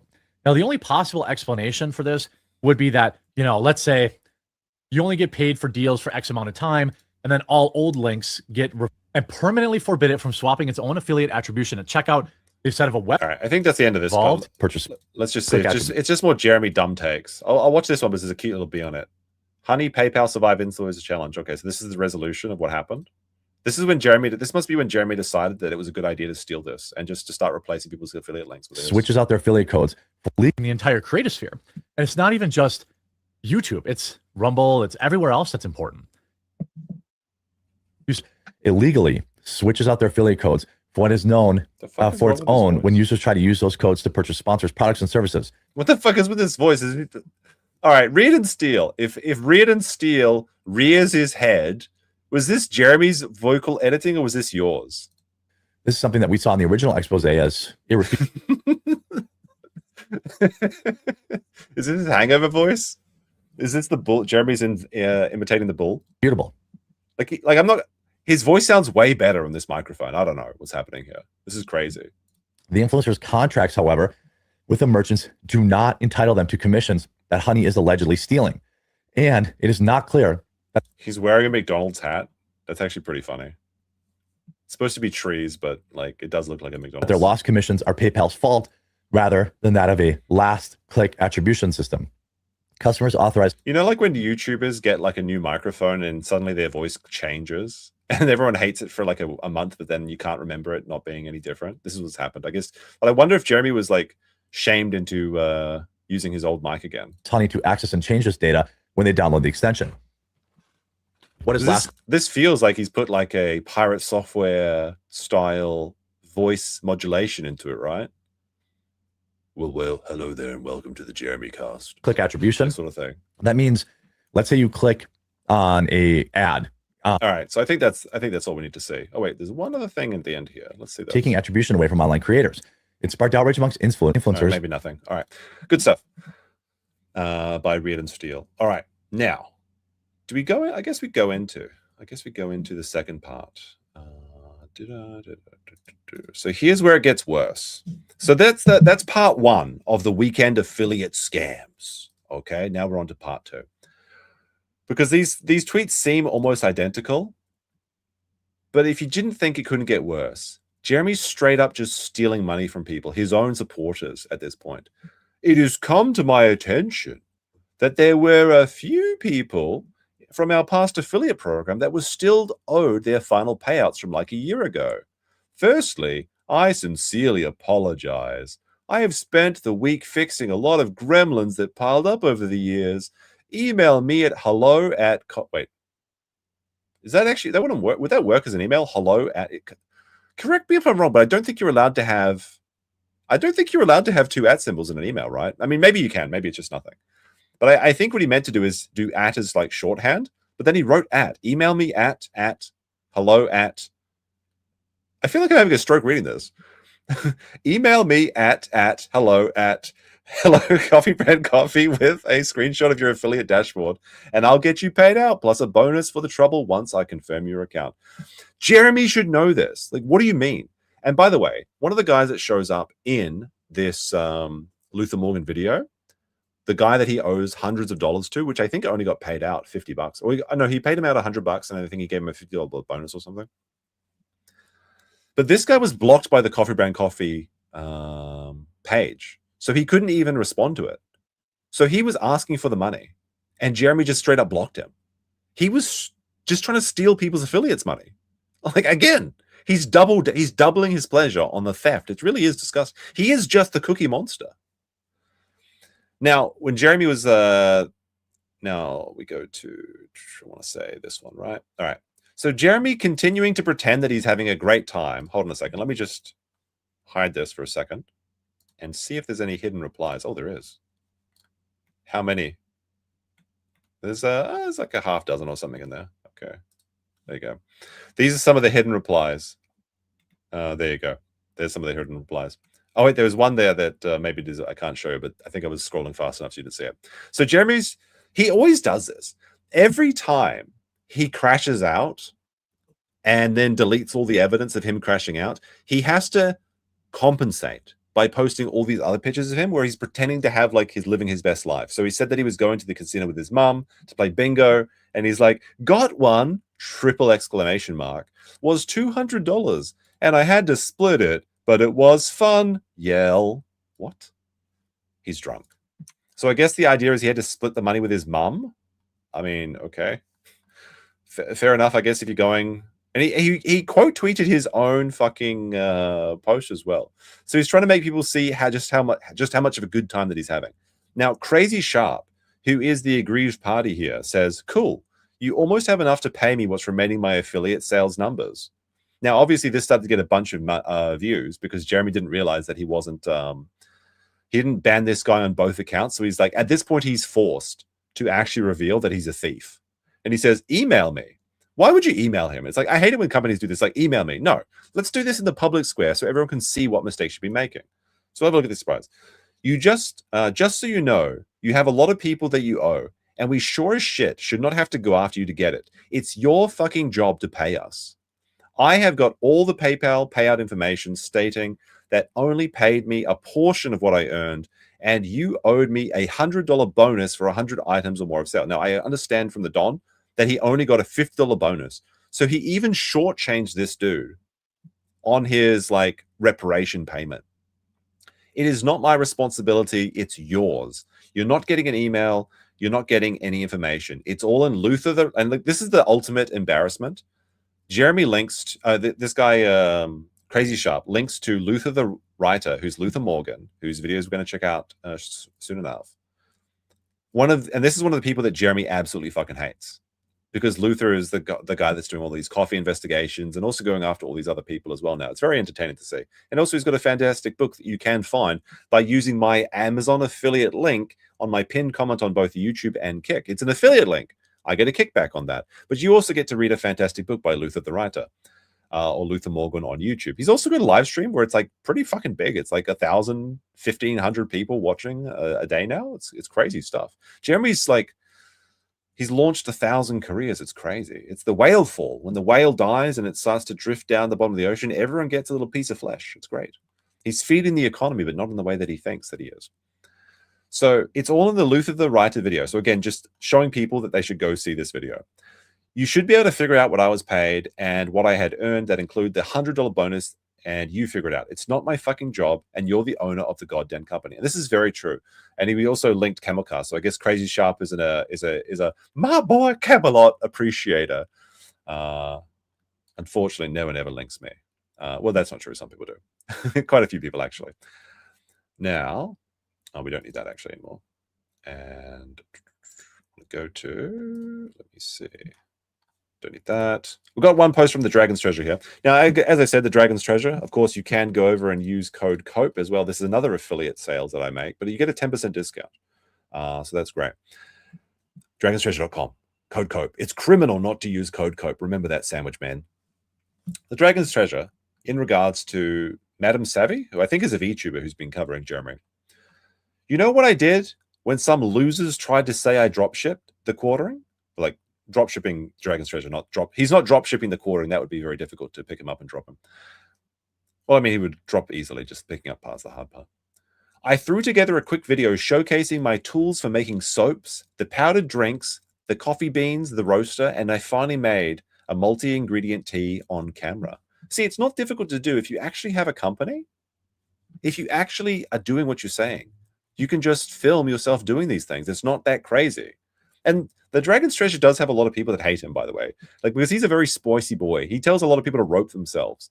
There's some very funny posts where some people of the pink and blue flags are complaining that the Dragon's Treasure has told them to go buy rope and stuff, and that's why he supports this show. I like the Dragon's Treasure. He's funny. He's been making soaps, powdered drinks, coffee beans, roasters, and everything. The transparency got me some decent exposure and a good amount of sales. You've had months to do the same. And keep in mind, I was doing it to dunk on nobodies. And Jeremy spends so much time dunking on nobodies. You think he would throw this together? Again, Jeremy's catchphrase is, of course, Lay, show me the receipts. This one. Lay, show me the receipts. Now, Jeremy claims that he did do this. By the way, like this like faux hawk that he's got, the Cope faux hawk. What a time to be alive. What a time. I remember. I was there 5,000 years ago. Oh, dear, dear, dear. You really could make some bank if you prove the haters wrong. This is true, because everyone loves to see their guys win. And of the few people that are desperately hanging to the SS Hambly, they want to see you dunk on the losers, that broke losers making no money, as Jeremy's obviously just successful and he's winning. But we all know that won't happen. Just give up. It's embarrassing at this point. All right. So we go into the I had double links to this one. All right, silly me. All right, so then we go over to Luther the writer. Here we go. So this is Luther Morgan. Again, his book is in the affiliate link that I pinned on YouTube and on Kick. He's been putting out some fantastic videos. These, and not only on Jeremy, but he's got the Styx Hexenhammer. He's got 1775 Coffee, which is actually Canadian. Can you believe it? He's got this Caleb Hammer one. He's got Melanie Max stuff. He's all good, all sorts of good stuff. Be careful with this Two Dads one.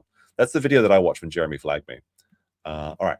So the truth about the Coffee Brand Coffee Affiliate Program, America's Least Wanted Coffee Part 2. I got to get my Indian music ready for this.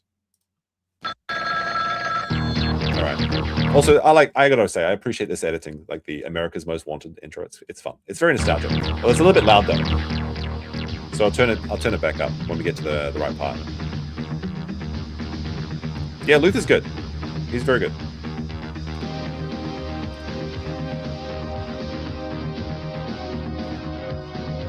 Although we'll skip over the intro just because we've seen it a couple times.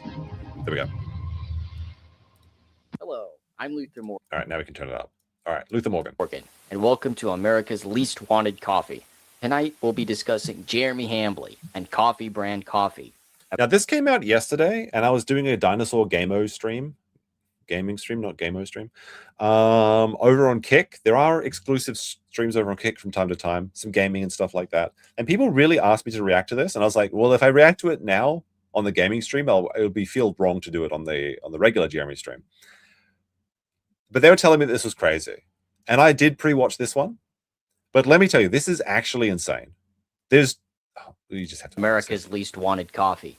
And we'll be going over some new information regarding Coffee Brand Coffee and the affiliate program. There'll be some big surprising revelations there. A friend of the channel, and I can say that now, Bearing, connected me to a viewer of the show, Crazy Sharp. And this is the thing. So this is Crazy Sharp, and this is the guy that that called Jeremy up on his bingo post. Now, again, if it wasn't for the actions of, like, this is what's so crazy about the Felting Avengers, that, like, everyone's coming together to get Jeremy, because he's just pissed off so many people over their entire career that there was all these disparate groups that had been wronged by Jeremy in some way, and then all Jeremy had to do was shut up and wait until people stopped making fun of him, but he couldn't do it. He couldn't take the L. And then because he took down the Kino Casino clip channel, everyone learned about this. And now all of these people are coming out of the woodworks. And that's why there's like a new thing every other day. It seems like it's nonstop. And sometimes it's a bit tiring. But it is very funny to come in on a Monday and just see how Jeremy's suffering every weekend. On YouTube. He reached out regarding the CBC affiliate program. He was a former fan of the quartering. He even did an ad read for Coffee Brand Coffee and did a better job than Jeremy at doing an ad read. He provided me with documentation outlining. I mean, this is not only is this a better coffee ad than Jeremy's done, this is a better opening video.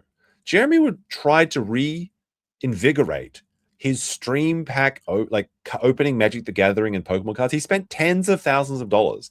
And like, even just like, I've never seen this video by Crazy Sharp where he's opening the gift boxes. But like, look at this. He's got a green screen. He looks well lit. He's wearing a hat, but he doesn't have dark under eye circles. Than Jeremy at doing an ad read. He's wearing a hoodie, but he's not fat. Me with and then look, he's got the clear face cam looking at the product that he's opening. Like, this is all Jeremy had. How fucking hard is this to figure out? Jeremy couldn't figure it out. Just figure it out, boy. Documentation outlining how CBC has underpaid him for his work and failed. And look at that. He's even married, so he's got a wife and probably children. So he's already just winning everything. Deliver on the CBC. Wait, doesn't Jeremy not wear his wedding ring? I can't remember now. Bonus program.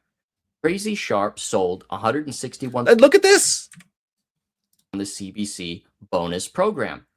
Crazy Sharp sold. He's drinking the coffee. This is the one thing that Jeremy has never done. You've never seen him pick up a mug and go, that's some good coffee. Is it so difficult to figure it out? This man, Crazy Sharp, I think he's got a very small YouTube channel, like maybe as small as mine, figured out that if you drink the coffee, you can get a few people to buy it. So this guy sold like hundreds of bags of coffee or something. 161 products. There you go, 161 good bags. Earnings reports, and should be paid $389.06. All right, so he owes him $300. So Jeremy won $200 at the casino playing bingo. Per March 13, 2023 message that was sent out, there was Oh, it's actually interesting. Okay, so apparently he sold $4,000 worth of coffee. 6 Hold on, I'm cents. going to go back and see Earnings this. reports and should be paid $389.06. Does that make sense? Wait a second. Hold on a second. What is, let's get the old calculator out. Hold on. 4,132 divided by what, 160? So, okay, that's more or less right with shipping. Like $25 a bag, though. Because I thought it was like $20 a bag, but then it didn't quite match up in my head. But these are like pretty good stats. He had 700 referrals, 92 orders, 30% conversions. But here's the money. Like, he only earned this much. So this man earned Jeremy. I guess Jeremy says he only gets $1 a bag. So that's like so Jeremy earned like $160 from this man working for free, at least until now. Apparently he's Irish. We got a loot box. Oh my goodness, 1,000 jewels. I think that's like 10 buckaroos. That's like $20 over here though. That's almost enough to buy one bag of coffee. This is one bag of coffee that Jeremy won't sell. March 13, 2023 message that was sent out. There was also a $100 bonus for at least 100 orders. Now, this is interesting because from Don's stream today, I believe that this guy was posting that Jeremy paid him maybe $100 and then a $50 bonus. So Jeremy still shortchanged this guy 50% as I understand it. I could be wrong. According to my count, CBC paid him approximately $183. Oh, okay. Okay, that makes sense. Maybe I spoke too soon there, which is funny because I did kind of pre-watch this. Okay, so okay, so he's trying to pay out the remaining money, but he still shortchanged him on the bonus. Okay, I was right about that. The subtractions are when Crazy Sharp bought CBC for personal consumption. Okay, so maybe this guy isn't so great. He did actually buy the coffee at least a couple times. By my count, CBC has underpaid Crazy Sharp $100 in bonus and approximately $205 in base earnings. Once I learned that, I figured I would read the terms and conditions for myself. And this is where it really gets crazy. So straight up, and by the way, this is while this is like probably the first time this has been presented in such a clear and concise way, and the first time that Jeremy's actually had to be forced to pay his affiliates, this wasn't actually new information that Jeremy was shortchanging his affiliates, because I believe that the casino Discord spies in Jeremy's court, because Jeremy's Discord is just like abandoned, like the Coffee Brand Coffee thing. It's just like full of porn bots, and there's like 4 guys talking about how much they're owed. So there are people that have been talking about being owed money from Coffee Brand Coffee for years. And the casino did actually bring a light to this, but it's like, well, how much do they owe? How much? It's like, it's very difficult to actually make it like a big story until you have these sort of numbers and also these big reaction of Jeremy being forced to finally pay some of what he's owed. What is the process for some kind of dispute between the affiliate and CBC? Usually, there is some kind of... With Sydney Watson, it was actually pretty crazy because, according to her words, that Jeremy was charging her like $2 per tea bag. And the tea bags, where I'm from, cost like 10 cents a bag or something. Independent arbitration clause. It was my intention to try and assist Crazy Sharp in filing an arbitration because I have experience with that. This is probably why Jeremy's actually forced to pay this guy this money, because now there's actual lawyers involved, or at least, consumer protection or something. I may be the only person in the world who has actually read the affiliate program operating agreement. That's correct. I've never read one of these things. It's funny because I do remember a story where some company had hid a $10,000 prize inside their end license user agreement, so that nobody knew that if they just read the agreement, they would get $10,000, because it said like the first person that reads this agreement and contacts this number will be paid $10,000. It was like unclaimed for like 5 years. And then one random person like Luther Morgan decided to read it and just got a $10,000 bonus. And I remember hearing that story. And I said to myself, well, I'm going to read every end license users agreement impossible from now to the end of time, just in case. And I never have done it once. And this is why it is so important to read the terms and conditions, guys. If you scroll down to section 19. I mean, I'm going to be honest, I'm still not going to read them. Governing law and disputes. Right there. This operating agreement will be governed by the laws of the Republic of India without regard to the principle of conflict of laws. The courts at Haryana shall have the exclusive jurisdiction. Not even kidding. Now, at first, I wasn't quite sure whether this was Jeremy just stole this agreement from India, but it seems like he's actually working with an Indian affiliate company. I guess he's paying. I'm going to steal this joke from Don's stream. Maybe Jeremy paid out this guy in Amazon or Google Play cards. Who knows? Over any dispute relating or arising in any way from the matter under the program or this operating agreement. That's right, guys. Jeremy Hambly is Indian. I've said this from the beginning. It's just so. This is actual meme magic, and we have a file photograph of Jeremy right here. There we go. He's still whiter than I would expect. But I said this from the beginning. Jeremy is the most Indian coded person that I have seen in a very, very long time. I've been selling this joke for a long time, and there's just no way that this is possibly true. Just when you think. But at least now it can't get much worse. But it did get worse. Somehow, some way, it just keeps happening. It keeps happening, dog. I told you about those stairs, bro. I told you. But he keeps falling down the stairs and he keeps stepping on the rakes. If you have any dispute with Coffee Brand Coffee, you have to sue Jeremy Hambly in India.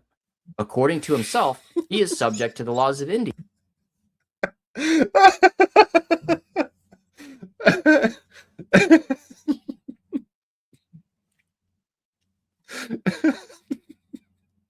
Next week, Luther Morgan's going to be in New Delhi or something. Like, you know, he's going to be like, Luther Morgan's going to be in front of the Taj Mahal, and he's going to be like, "Where are you, Jeremy? I'm here." How could this just can't be real? I just died when I what. This is what the people were when I was playing my dinosaur game yesterday, and in the chat they were telling me to watch this video, and I was like, "I'll watch it tomorrow." When I saw this, I was like, "Holy shit! I should have just watched it yesterday." It's so fucking He is, funny. by definition, an Indian scammer. Now, what's really going on here? Hambly has never been to India. Well, the clue to that is... Well, I mean, the way his finances are going, it might be the only place he can afford to live soon, right? Up at the first paragraph. We, us, our means goafpro.com and partner website. Let's pause here for a moment. We is not Coffee Brand Coffee. It is goafpro.com. Of course, there can't be a we in Coffee Brand Coffee because it's just Jeremy. He's the one guy. He's doing everything. Well, what is goafpro.com? If you go to the privacy policy page, we will get our first clue. The grievance officer is Anju Tanani of admin. Aju Tanani?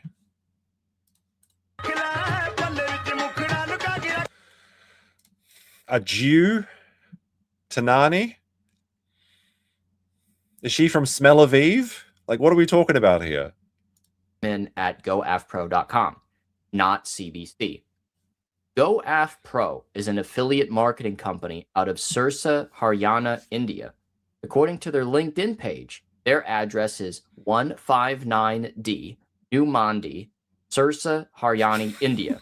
Let's go ahead and pull that up on Google Maps. Let's play the Pindia challenge. Have you guys played Pindia before? If you're unaware of Pindia, basically what happens is you get a Google Street Views or the Google Maps, you know, and you find a random place in India and you see if you can find trash in the first frame or a cow is like bonus points. Do you want to play a round of Pindia?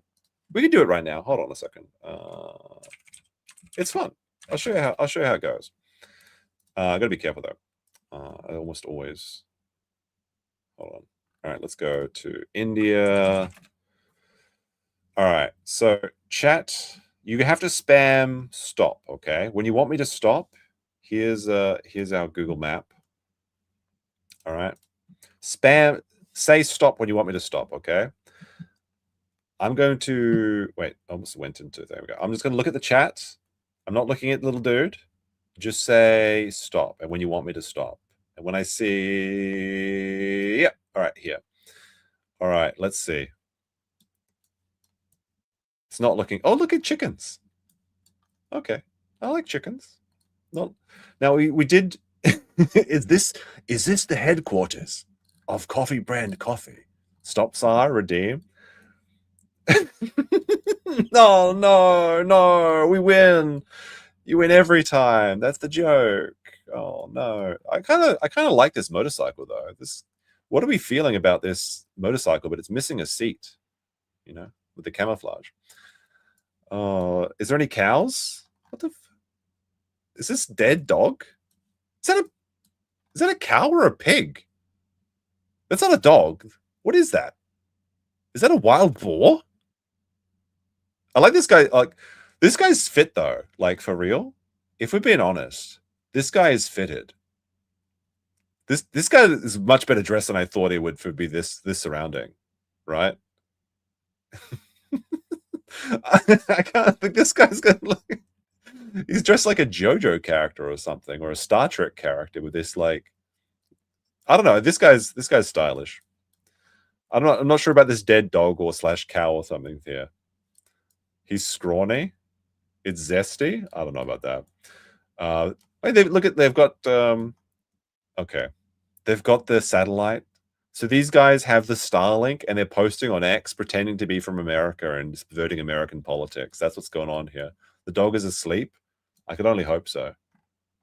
Is there anything else? Any other fun details here? It literally says yuck on their truck there. That's funny. A little bit of I like the chickens though. This is the first time I think I've seen chickens during Pindia. They've got like a hot rod over here, and there you go. Anyway, you get the idea. That's how you play Pindia. It's a lot of fun. It's a lot of fun. Where were we? Oops. There we go.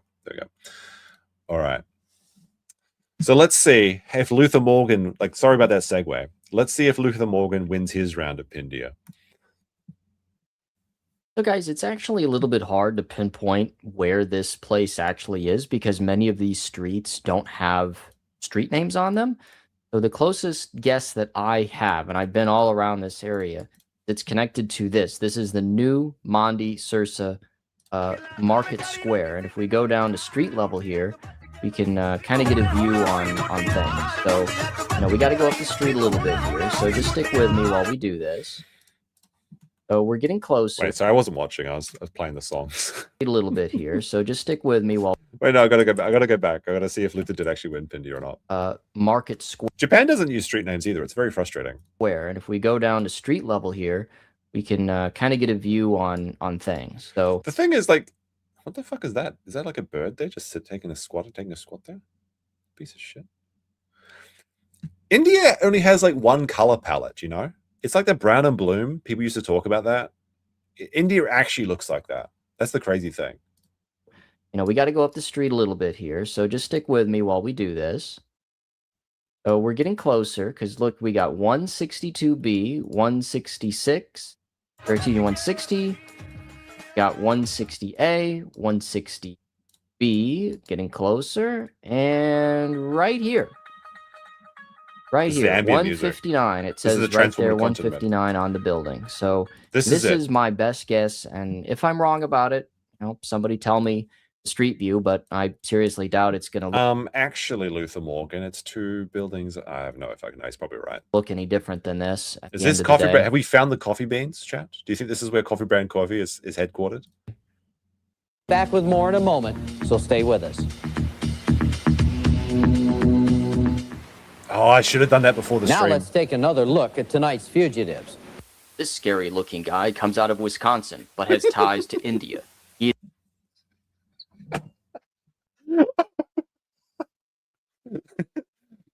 This is scary looking.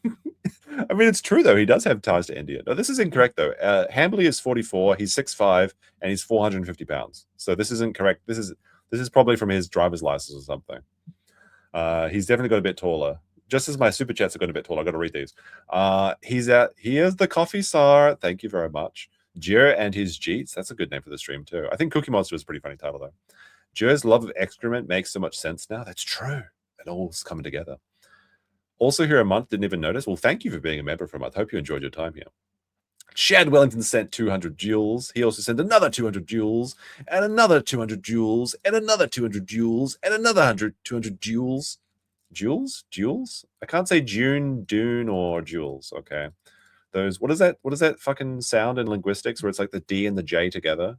the June. I don't know what it's called. Also, Lady Nursebird said he's living his best life. His teenage girl laughed. Very true. And Winter Soldier resubscribed. All right, let's continue. He's extremely dangerous if you were a female streamer, but he's incredibly harmless to men. Very He's true. suspected of scamming people out of $80,000 as part of a coffee scheme. He's also wanted in 4 states for public defecation. Here it is.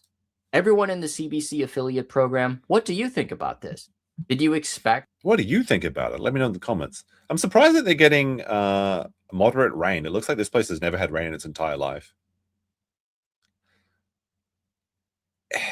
Do I want to say what I'm going to say?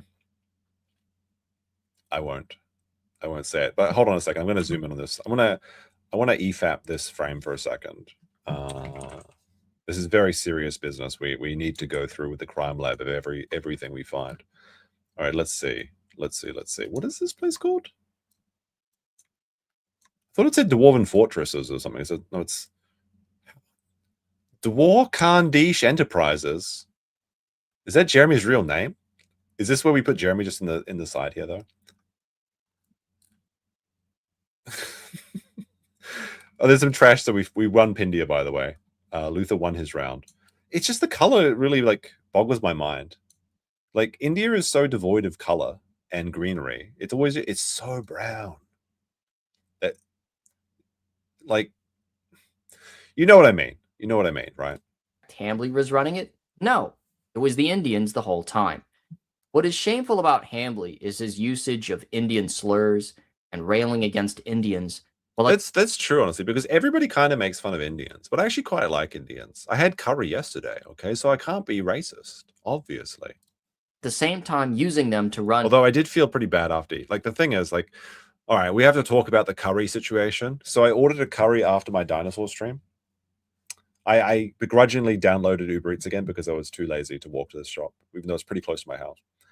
I downloaded the Uber Eats and I ordered my curry. It took them over an hour to deliver it. It was ridiculous. They even rang me up and told me that the delivery was going to be late. And then they gave me, I guess as an apology, they gave me because I didn't order the cheese naan, but they gave me a cheese naan. And then they gave me something else as well, like an extra poppadom or something. And then it was like way too much food. And then I was just lying on my bed, like, oh, I fucking ate too much. And then I was just like, it was delicious, but I was kind of seething a little bit because I specifically didn't order the cheese naan because I was like, oh, I'm a fatty. I can't eat the cheese naan anymore. I just have the regular garlic naan. But it was fine. It was great. I had fun. His affiliate program. Do I have to play the compilation? Well, let's do it anyway. Does he mean this compilation? Been told that we absolutely positively need to import hundreds of thousands of Indians into this country every year and Pakistanis. We've seen that. Now let me see 20 years of not doing that. Now, I think that Jeremy just doesn't like Indians because he's afraid of the competition. Because I think he knows that Jeremy's like one of those lobsters that are like shit. Like one of those little like crayfish that can't defend themselves. Those little cuck crayfish. When those big American crayfish come in with their big meaty claws and they displace all of the European and Japanese zarigani. That's what I think Jeremy's afraid of. He knows he can't compete in the marketplace of scamming.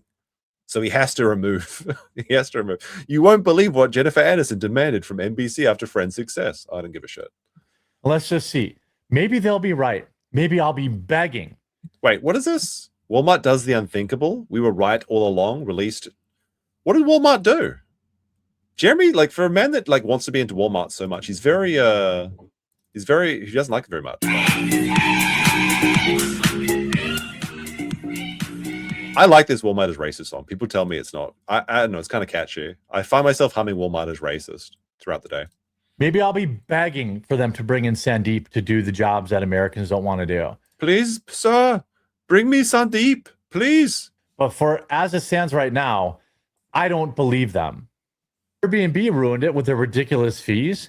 And now you have... Wait, is Airbnb Indian? Massive layoffs. How many of these 600,000 people, by the way, are going to be replaced by, Indians? They're not getting rid of. Is Jeremy's only employees Indians? H-1Bs that they have on slave labor contracts. They're firing rules for thee, but not for H-1B, Jeremy? Firing American citizens. There is a worldwide panic of I don't know if it's a panic. I think a lot of people have been. Kit Bunga has done a lot to damage India's reputation over the years. But Indians you meet in general are pretty friendly people. They're pretty nice. It's just the big groups of them. Indians and Bangladeshi. Like when 6 Indians come into your bar and they order a drink and 6 straws. That's the issue. On a one-to-one basis, they're fine, I think. It's just like when they get together, they like multiply. Who are pretending to be Americans and are profiting off dividing us. And you might say, Jeremy, why do you care? That's why I care. Because if Americans...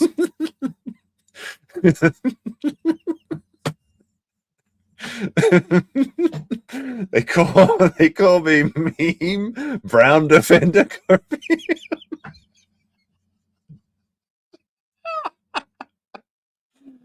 No wonder I'm always shilling for the dragon's treasure, right? Because what color is tea? Brown. Where does it come from? India. They got me. They got me, chat. Rip off the mask. I'm just going to be an Indian. Our common, obviously foreigners are allowed to have an opinion on American politics. No, that's not what Americans have told me. They told me it's quite the opposite. I don't often talk about I might mention UK dragon's treasure catching brown strays. You love your chai, right? Hey, dragon's treasure. What do they pay in H-1B? $95,000. That's a differential of 50% less. How much does Jeremy pay his Indian workers? Software engineer. They pay Americans $162,000. They pay Indians $129,000. Java developer. They pay Americans $160,000. They pay. That is so like India's a republic. $129,000. This operating agreement will be governed by the laws of the Republic of India. It's crazy. Acronym for India is like return on investment, ROI. There's no way. There's no fucking way. Java developer. They pay Americans $160,000. They pay Indians $92,000. They have senior software developer. That's $92,000 too much. Am I right, chat? They pay Americans $135,000.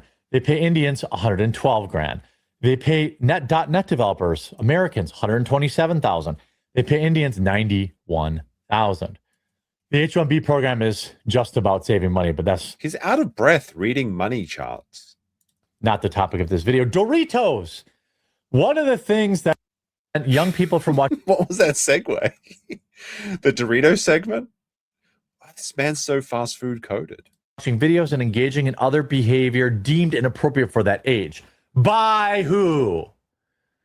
By who? Who is redeeming? Who is redeeming?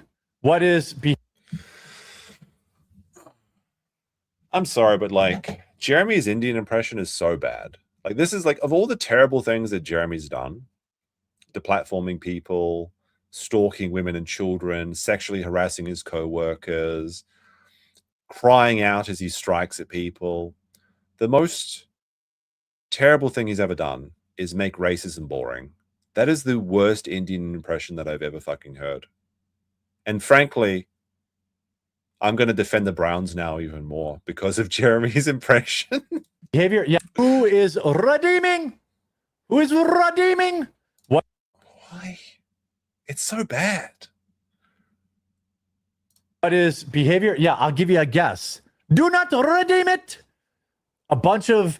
Can he do anything that's funny, like intentionally? Or is he just completely devoid of any talent or ability?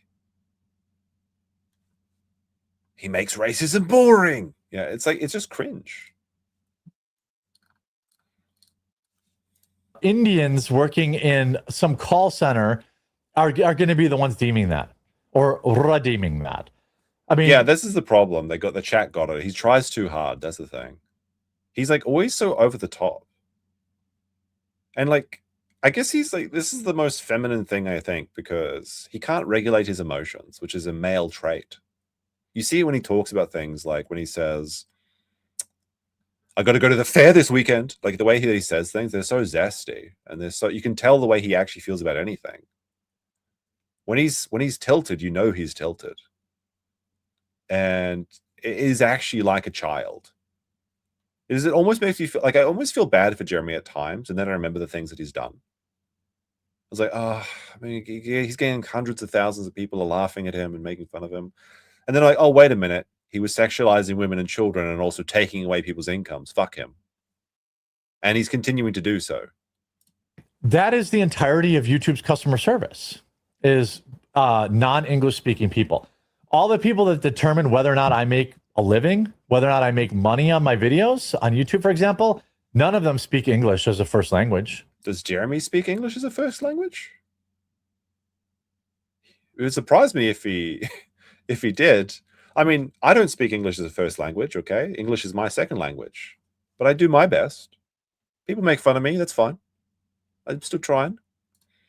And the system in which they review and how they review them will blow your mind. They get like 10 seconds to look at a video, and then they deem whether or not you get to pay your staff that day or not.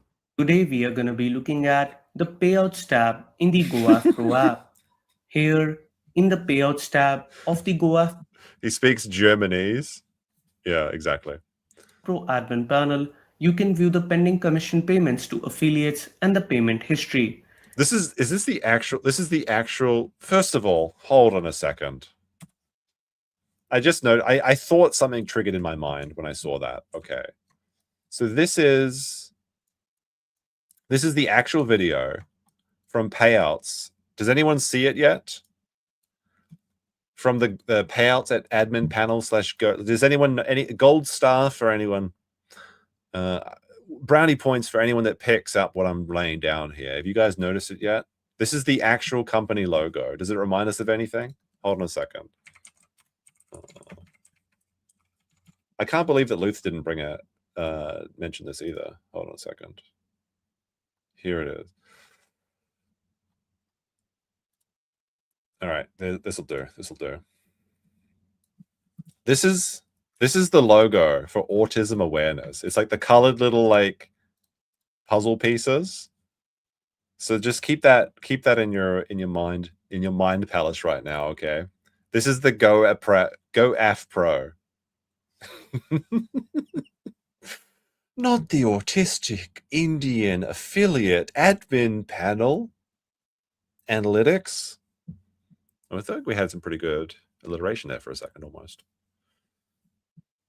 The chat should have, I expected the chat to recognize that straight away since they all have autism, unlike me, who is a very high functioning individual in society.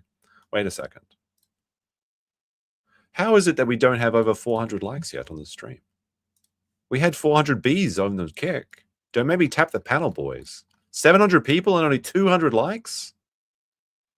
Hit like if you like the show. If you don't like the show, don't hit like or hit thumbs down. Be like, this guy sucks. I don't mind. But if you do like the show, hit that like button. It really does. I got to remind YouTube that I'm here. They are not distributing things out. It's true. I'm being suppressed. With 700 people watching on YouTube and about 150 over on Kick. We're being oppressed, Jeremy. We can't get those numbers up. No, it's big numbers, actually. It's crazy. Jeremy could only dream crazy of having a chat active like this. So there you have it, folks. I think you get the idea. Hambly is more than willing to throw Indians under the bus in front of his audience. To be fair, there's our few to spare. But I would... What would you trade, chat? Wait, how do we make this a fair like situation? If I said one Indian for one Jeremy, everyone would pick the Indian. I know that. We have to make this interesting. How many Indians would it take before you would get rid of Jeremy? So you get basically you can have Jeremy or one Indian in America. Would it be 1,000 Indians before Jeremy has to stay? Would it be 10,000? 20,000, 1 million Indians? How many? How many? Because at least Indians get jobs done, you know. That's something Jeremy can't do. He is more than willing. This is one of those like gun to your head deals. 20 Indians equals one. What is BY4? 1 BY4 Jer? What's that? I don't know what that is. I feel like I should know what that is. To attack other companies using Indian labor and not hiring Americans. But that's exactly what he did. While railing against Indians being able to determine whether or not he can make a living, he is... Well, here's the thing. He doesn't just rail against Indians. He rails against every person in society that he thinks that his audience is going to hate. Jeremy doesn't hate Indians. He doesn't hate Muslims. He doesn't hate black people. But he thinks that his audience does. And that's why he says he has black fatigue. That's why he talks about blowing up Islam. That's why he talks about all deporting and redeeming all of the Indians. It's because he thinks that if he says the magic words, then his chat's going to give him money. But the thing is, he doesn't actually hold any hate. Like, I will actually say this. I don't think that Jeremy's racist, because the only thing, he loves everybody, provided they pay him money and they suck off his internet personality. I generally do think this. Like, Jeremy doesn't, like, he doesn't have the intelligence to be racist. He only has, as I've said many times before, a desire, a primordial urge to enrich his own life. That's why I call him a spineless blob, because he doesn't stand for anything. He just rolls downhill with the easiest path to getting money. So Jeremy would let in 1 billion Indians into America before, if it would give him one extra coffee sale, he would do it, because all he cares about is his bottom line. And of course, why would he care about the future? He doesn't have a legacy. He doesn't have any children. He doesn't have anything to protect his homeland for. All he has is his toy collection, and that's getting smaller by the day. The arcade's gone. The race car's gone. It's all gone. The Nest collection's gone. The wife's gone. Exactly. He stands for nothing. He's a genetalist blob. But then again, it's like, this is why I think his do not redeem is so bad, because he just knows that it's very popular and trendy to make fun of Indians. So he's trying to get some reaction or some sort of support by saying these things. And that's why you just can tell there's no hate in his heart. And as we know, the words of Clayton Bigsby, if you've got hate in your heart, let it out. Okay. But Jeremy has none. He only has hate for people that talk about him. And he only has love for money. And I guess food. Actively screwing people out of money and using Indians to run his operation. So Hambly is either an outright hypocrite or did absolutely no research into this company. And there is a fan is freaking out. Crazy irony in a man that has a master's degree in marketing, but can't select an affiliate marketing company that isn't in India. I mean, I think he probably actively did know that it was in India, or at least he didn't give a shit, because he just looked at the bottom line, and this was the cheapest one he could possibly find. I think that if you found 10 American companies that did the same affiliate program and you compared them to this Indian company, they would all be more expensive or have 1% less return or something. Sneed gifting 5 subs over on Kick. Did I read this one from Conspiracy of Everything? I like how Jeremy's complains about Indian engineer salaries, yet he can't figure out a WordPress website. Lol, he's American but couldn't do their job. Well, you know what the thing is that if Jeremy's having tech problems, you know what he should try? He could try being his own IT. That might be a good strategy for him. Imagine that. Or why not set up your own affiliate marketing company and present yourself as the all-American alternative? I emailed GoAF. I mean, this would make a lot more sense than the coffee company.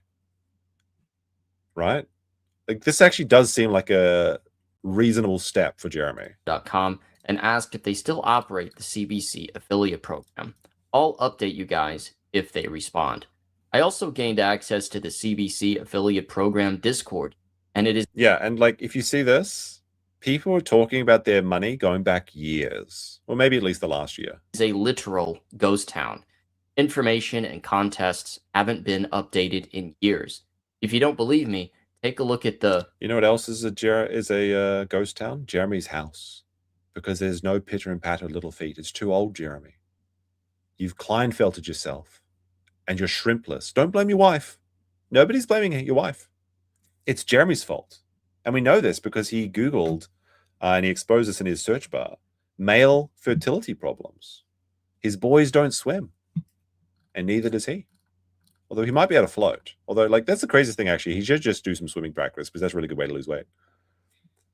Leaderboard that hasn't been updated since December of 2023. So this is 2.5 years old. Bearing is still on it with 4 sales. It is so old that Bearing is still listed as a top 3 seller. The only recent updates are some guy spamming pornography. Does this look like... Sounds about right for Discord. What is this? Leaks daily. Access NFFW, private, OF leaks and more. Dive into a large database.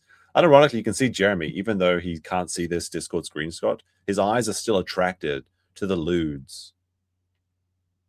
a company that is going to get into Walmart? No, it's empty and long abandoned. Hambly only very recently started posting on CBC's official Twitter after the... And the only reason he got the Twitter account back for the coffee brand coffee is purely because he was getting this exposure, or not exposure, but the expose on how he was double dipping on his affiliate Cookie Monster theft. Like, how is it possible that one man could be in 2 of these? I mean, I guess for Jeremy, it's just every day is like another L. The trolls and detractors pointed out how suspiciously dead it was. Maybe the trolls and detractors can compel him to make things right and pay his affiliates like Crazy Sharp what they are owed. Gotta pay what you're owed, boy. Why can't you reply to this? The author has banned you. Now, the funny thing is, actually, there was a few other tweets that you probably see coming up over the next few days, sort of thing.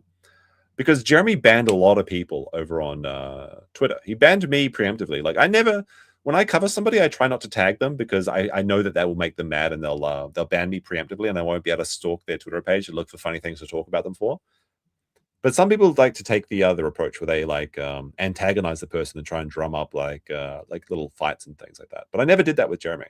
However, some people must have linked my content to him, because when I went to go check his account one day, I was banned, despite never interacting with him, which is very funny because that means that I know that he saw my posts and he was seething about them. But when he reactivated Coffee Brand Coffee, he forgot. He forgot that he had created this circle of this cope blanket where he could avoid all of the criticism, at least until he saw it and then started blocking everyone again. So everyone that was blocked previously since the last 4 months got a second chance. He gave them a second wind to make fun of him, which is very, very funny. Oh dear, very dear. Oops. Now, let me go through back into my folder for a second.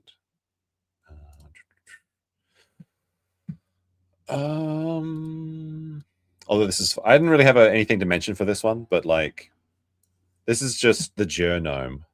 It's like metronome, or I don't know, something funny for this, but I saw it on Kiwi Farms. So I thought it was good. But it is very funny to see how he oscillates between these two, begging for acceptance and delusional gloating.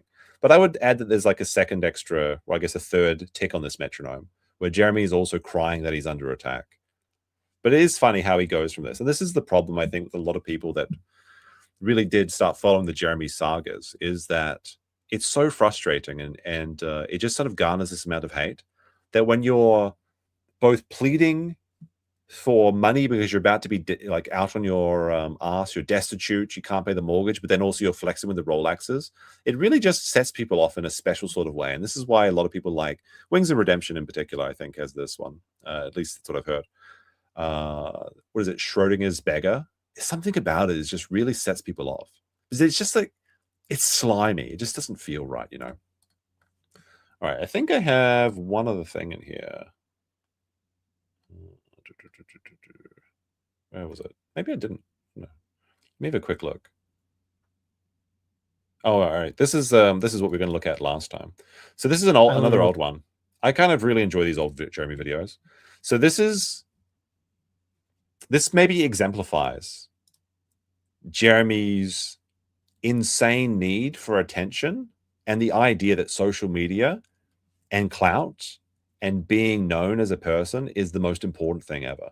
And again, you know what's really crazy with these Jeremy videos? If you go through and just like a few years ago, every other day, every saga has its own selection of ads. Like if you go back 6 years, there's only 3 ads. It's crazy. But then you go to this year, which I guess this is when, not this year, but like this is when Elon took over Twitter.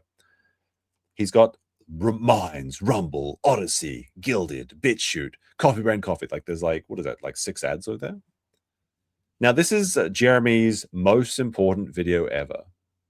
This is the one thing he was put on this earth to do. I can't undersell this enough. Jeremy thought that this was the one thing that could save the Western man. And it's so stupid. It's so fucking stupid. Let me go back. Second. I literally Does this work? What? Got out of bed there we to go. make this video. All right. There we go. For some reason it was pausing. So Jeremy was asleep. He was having dreams. Well, this is the thing, is he has no dream except for getting out of debt. But he had to pull himself. He couldn't wait until the morning to make this video. This is the most important thing in the world. My most important video that I've literally ever made on this channel. I'm tired. He's tired. I'm working. He's for tired. 14 hours a day. Whether it's YouTube, whether it's stealing shit on YouTube or stealing shit on Rumble. It's helping Steven Crowder, which I think we're finally in a good spot there. I'm on fumes. He's like, I mean, I'm sure there was some fumes in the household of Jeremy. House of the Jeremy. What was he doing for Crowder? Was he just sucking Crowder's dick to try and get some attention or something? Like, was he just like, was he actually working for Crowder? I don't think so. Was he like just hiding in the chat, trying to get clout like he does? It's so slimy the way he does it too. Because there's like, you see it a lot with when he's talking about Jim. Like anytime he gets really felted, he starts talking about how Daddy Jim was right all along, and then he'll have like 5 exclamation points. Jim was right about everything. I love you, Jim. Even though Jim doesn't approve of his flagatory behavior, as said by his own live streams. Pure gas.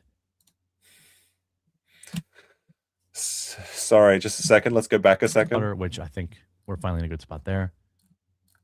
I'm on fumes. Like pure gas.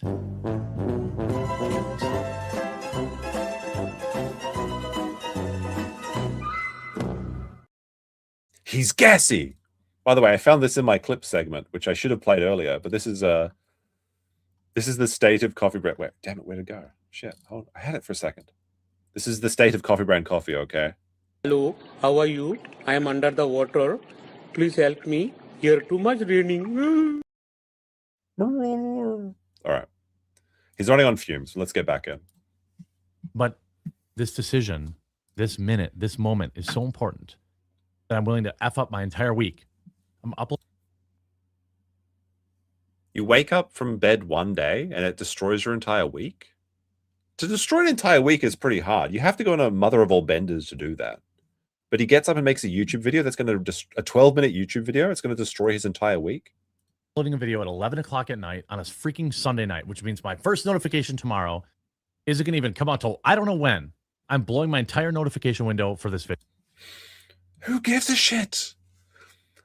Oh, praise the Omnissiah and the glorious notification window.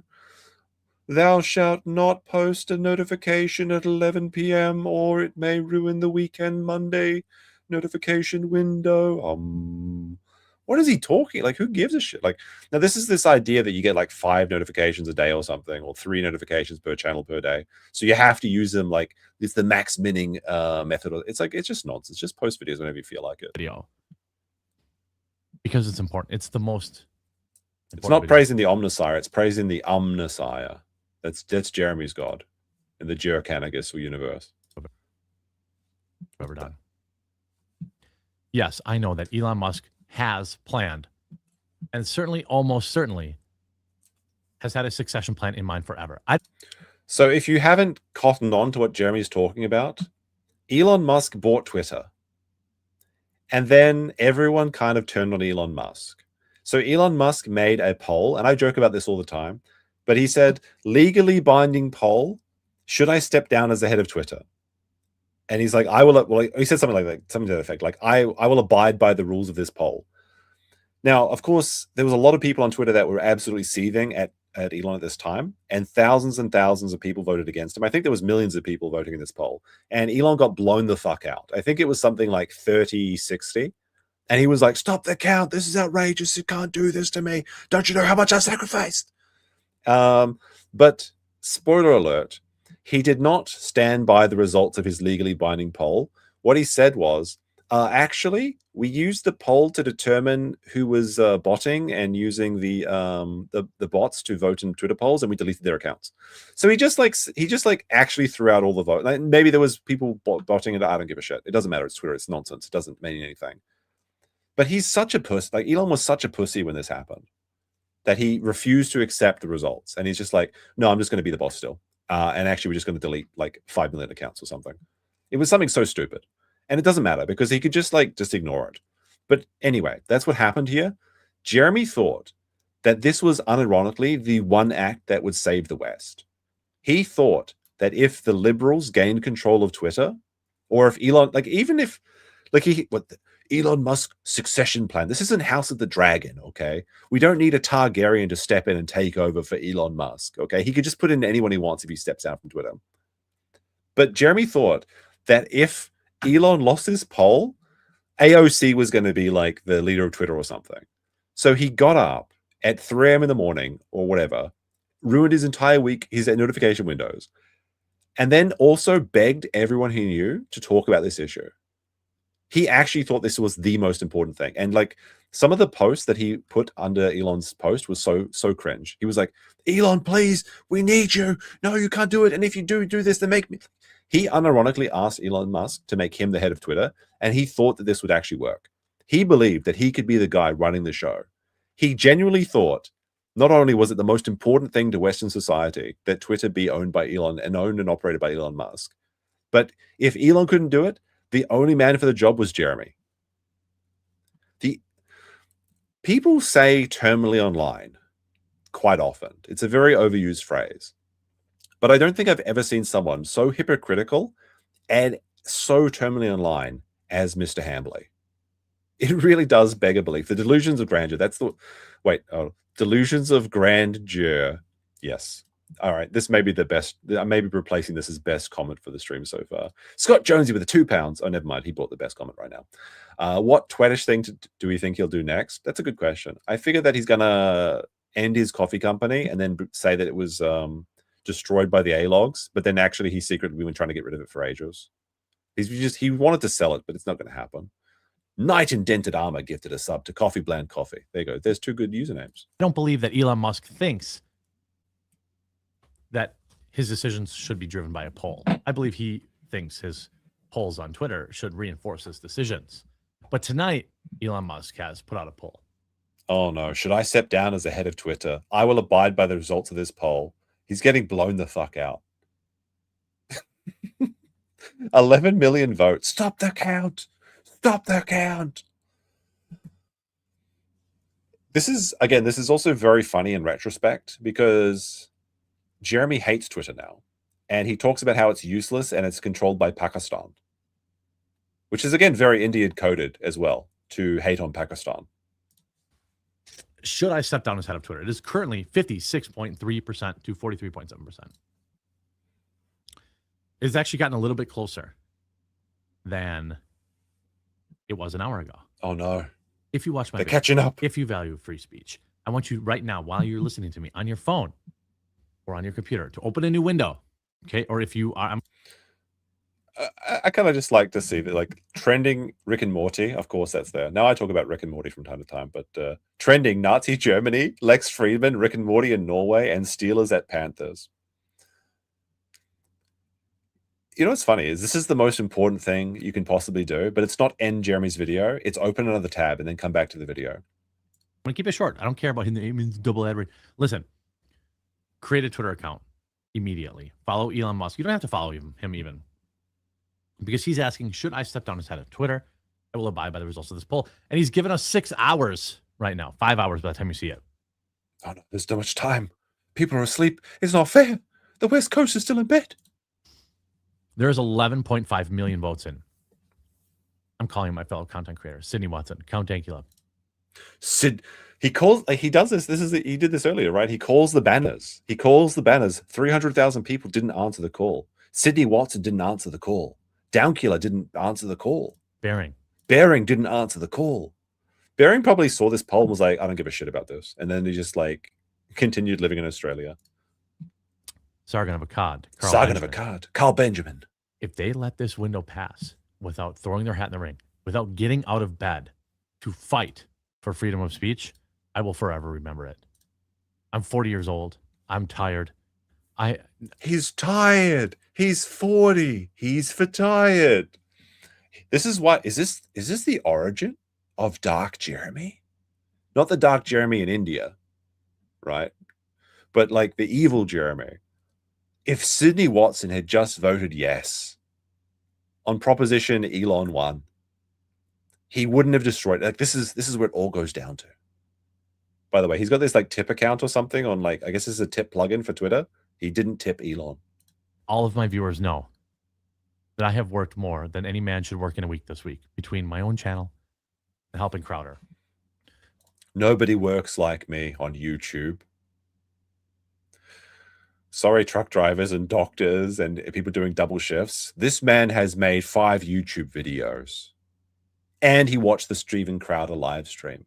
And you dare make fun of him for voting in this Twitter poll, for being vulnerable for the first time in his life, for just opening his heart and telling you that Elon has to be running Twitter. But if you don't get out of bed as a fellow content creator, if you don't wake up, stand up, be counted, wake the fuck. Like, first of all, how are you going to, like, there's 6 hours left. If people are in bed, how the fuck are you going to wake them up? We're going to use telepathy? It's like, Trab-you-sip. Like, what are you doing? You're using your shinning on them? How are you? Assemble! He's calling from Wisconsin. Maybe you should have lived somewhere where there's more people. Fight for this. I don't ever want to hear your freaking opinion ever again. He didn't even swear. This sounds like Chris Chan. I don't want to hear your freaking opinion. Could you drop an F slur? Like, if you don't want to vote for Elon, then I don't want to hear your faggot ass opinion again. Like, is it so hard? The most important thing in the world, and he can't even drop a hard slur? Absolutely bitch made. How about freedom of speech? I'm not saying I want Elon Musk to run Twitter. Chris Chan is in the EDP documentary. I heard about that. I heard you can't watch it on YouTube because it's I can't even say its name. Although I have a clip from it. Forever. I'm not even saying that I didn't think Elon was going to run it forever. I know that he was going to replace himself. It's like the end of Wrath of the Lich King. Father, no king rules forever, my son. And it's like Jeremy and Elon. I see only darkness before me. But there's 5 hours left in this poll. What I want you to do is go to Elon Musk's Twitter account, follow, and vote no on should I step down. And secondarily, you follow me on Twitter. Then I need you to remember this moment in history. That's all Jeremy asked. Not to titles and not to statues. Remember us. Remember the Twitter poll. Those brave 5 million that said no to Xerxes. That's all they asked for. Not flowers, not parades. Just remember us who voted in the Twitter poll for Elon. I need you to remember this moment when all of my fellow free speech content creators were in bed. Okay? First of all, we got the freeze peach mention. Not sure that aged very well, since Jeremy's the one person who is shutting down more people's voices than it. Like, he's threatening illicit clips. Oh my goodness. Oh my goodness. But like, how are they going to wake up? How the fuck are they going to wake up? What are you expecting to spam their notifications? Like, people turn their phones to silent at night, Jeremy. At least normal people do. In fact, I have my phone set to silent 24 hours a day. I don't know how people deal with notifications. Like, it's just so annoying. Beep beep beep. Fuck that. I've got 24. I'm on do not disturb 24/7. And I check my messages when I feel like it. I'm not going to be a slave to the tiny little rectangle. Why they weren't paying attention to the most important decision in free speech online in history. If they didn't get out of bed, if they didn't wake up to do a Twitter video, if they didn't do an Instagram video, if they didn't do a TikTok, I don't ever want to hear from them again about. I called for the TikTokers. They did not answer the call. I called for the YouTubers. They did not answer the call. Sydney Watson didn't even answer the call on Twitter.com, which would then be called X in one of the most retarded renaming things ever. Caring about freedom of speech, about caring about the silencing of conservatives, about caring. Silence of the tweets. Libs of TikTok, where are you? Jack Posobiec, where are you? Libs of TikTok, I don't where are ever you? want to hear one single word from any of you. This poll is live for 12 hours. We're in the final 5 hours. It says 6 hours left. You can't even count. Like, what the fuck? Look, I'm 40. I'm tired. I'm sweaty. He's tired. He's sweaty. He's 40. Fat. I'm overweight. He's fat. He's overweight.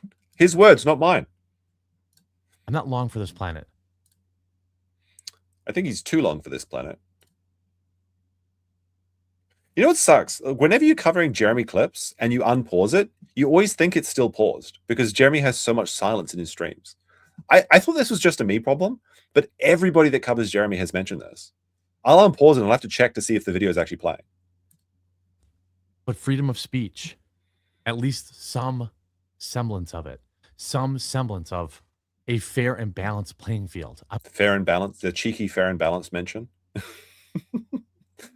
If you don't know, like Fair and Balanced, she doesn't really do YouTube very much anymore. But like she used to. And she was one of the people that was contributing to the Eliza Blue story with the quartering. And the quartering like seethed out of her at one point. And I think she's been like trying to get revenge ever since. I want Democrats to have their voices heard. I want liberals to have their voices heard. I want far leftists to have their voices heard. But not in this poll, obviously. But if you are not waking up and creating a Twitter account right now to vote no to tell Elon Musk to not sit down on Twitter, you don't care as much as I do. Yeah, I don't give a shit. It's Twitter. I'm speaking mostly to content creators because I think my viewers probably already voted no. If you didn't, please do. It takes like 30 seconds to create a Twitter account.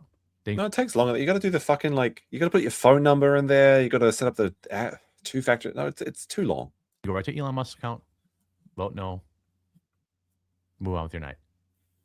I have a channel. I have a Twitter. It's at the quartering, but don't follow me. I mean, do if you want to, but what do you mean? It is called the quartering. We are down 6.3% or close to 13% total. This is not an insurmountable victory because the left is not making videos at 11 o'clock at night on a Sunday night. Yeah, because they're fucking their bitches and using all of their government gives me that to go drinking and having parties. They're having fun. Or they're just in bed like everybody, normal people, right? They aren't. The reason Elon Musk is, as a CEO, is losing this is because of Tesla investors who only care. Not all Tesla investors. What? The Tesla conspiracy? We watch Twitter. There are hundreds of thousands of loser Tesla investors who only care about their money and who want Elon Musk to step down. Wait, what is this conspiracy theory that the Tesla owners are trying to get Elon to stop wasting time on Twitter because he'll say retarded shit and then tank the Tesla stock? Is there 11 million Tesla owners? I don't know. How many Teslas are there, right? I mean, is there 5 million Teslas on the road? I don't know. Maybe there is. I don't know. Maybe there isn't. I don't know. I feel like that is one of the craziest conspiracy theories I've ever heard. Brian the Science with the Twitter is balanced as his diet. That's very funny. We also got 10 joules from Coffee Cat. Thank you very much. From running Twitter because all they care about is an extra $4 per share in Tesla. And they are garbage humans. And I hope $4. You sold out Western society for $4. Where were you? Bering, Dankula, Sargon, Sydney Watson, Libs of TikTok. Who else did he mention? The other three thinkers on the Mount Rushmore of freedom in Jeremy's mind. hope they lose all their money. There are Tesla investors who The monkey wish poor. Oh no, I hope Tesla owners lose all their money.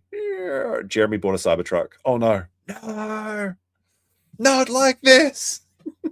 understand the long term, who understand that Tesla is going to continue to be very funny. Premium, the leader in EVs. Like, Why? I know that. Okay, I am a Tesla investor. I am not jocking Elon Musk. A Tesla's actually good though. Like, I think they're just trendy, right? I hear there's a lot better cars than Teslas, surely. Elon, please step down just as a fad. CEO. I need another $12 per share on my Like investment. Didn't Tesla just get big because they had massive government subsidies? Elon Musk is an African American after all, so of course he went to the government for the gives me dad. No. These people are People are saying they're the best electric. Wait, this person's saying Teslas suck and will collapse as soon as the government hand it right. Which way, Western men? Is Tesla good or bad? garbage. They're one stock Sallies. But that's who swung this vote. Just so you guys know. No, it's just people that fucking hate Elon Musk because he helped Donald Trump. Capitalists, Republicans, conservatives who have the smallest of wangs, the tiniest, the shriveliest of ball sacks. That is who is voting yes. Why aren't you fucking your wife at 11 p.m. on a Sunday? That's why you're childless. You're going to call other people a small wanged? Mr. Kleinfelted? Okay. He's shrimpless. A bunch of freaking losers that... I don't think you can call someone small-decked and then call them a freaking loser. Get a fuck out there. Get a faggot out there. Get a retard out there. Say a word. Are worried about making a few hundred or a few $1,000. Like, this is the irony, is like the reason he's not saying these words is because he's afraid of getting the video he's talking about demonetized, because he's afraid of making maybe $100 on his video, because we know that Jeremy only makes 1,000 per million. So if this video got like 100,000, he was fighting, not saying his swear words for $100 of Tesla stock. That is who is swinging this account, because they're using bots. Yeah, he's always wrong. That's true. So obsessed with getting $10 more a share. Losers. Jeremy sold all his stock and everything, by the way, because he couldn't sleep at night because the markets went up and down. He didn't understand it. It didn't make sense to him. All right. This is what happens when companies are publicly traded. Losers. Okay. Make your own money, put it in the bank. And if you're a Tesla stockholder, no, make your own money and then you put it back in the markets. What? And you're listening to this video and you're not a loser, you understand that Tesla stock is going to pay you tenfold if you just hold. Okay. But I see Twitter. It only goes up. Loser, soy boy cuckolds that own a single stock. They're like, like if Jeremy actually believed this, that Tesla stock just goes up if you could hold it, but he sold all his stock. Does this man stand for anything? Oh, I own 2 stocks. I'm basically a stock trader. I own Tesla and I own AMC or GameStop. Literally talking about himself right now. Get out of here. One stock Sallies. That's 3 stocks though. Bet you these people mostly have inverted nipples too. Huh? All right. Understand. That's an oddly specific thing to say. I was already into my 30s when I learned about inverted nipples because I had never seen one before, despite seeing many a nipple, allegedly. But there are some people that have nipples that go in. This is pretty rare though. Like, like it's one thing it surprises you the first time you see it. I mean, I've only seen it once, but I did see is it like who's he talking about here? Because like, this is such a specific thing to say that it makes me wonder if he's either talking about himself or his wife. So is he just giving away more information about his family? He's nipless. Halo still wait. No, I don't look up nipples on the internet. His wife isn't like this is what I would think though, right? Like it's such a specific thing to say. Because like micropene is like everyone says that, right? Like a lot of women say that. I would imagine. I've never heard them say it before. But inverted nipples is a very weird thing to say. It's a very oddly specific insult. I've never picked this up before. Go to Twitter.com. If you don't have an account, create. Wait, what is it? The Twitter What's Happening updated. It's got Rick and Morty, trans women are con men, Twitter CEO, and James O'Keefe trending. Elon Musk cannot step down as CEO yet. I understand he will step down long term. But if you value freedom of speech, if you value a CEO who will listen, the guy literally responded to one of my tweets today and changed his whole opinion on Linktree. Did you? Elon spoke to me once. I was there when Elon responded to my tweets. I was there when Elon thought Linktree bad, but I said, Elon, Linktree good. And he said, interesting, maybe. I don't know. What do you think about it? Leave a comment in the tweets. Holy shit, his entire life revolves around, like he's such an Elon dick rider. It is crazy though how much people were riding Elon's dick back in the past. Like, it's really funny how like all the leftists hate Elon now. Because here's the thing. I think that Elon's a boomer and he's not funny. He's like too dad coded to be funny. You know what I mean? But he does a lot of stupid shit. And he's such a pussy though. Like when people expose him for being like a bad gamer and things like that. And he was like cheating.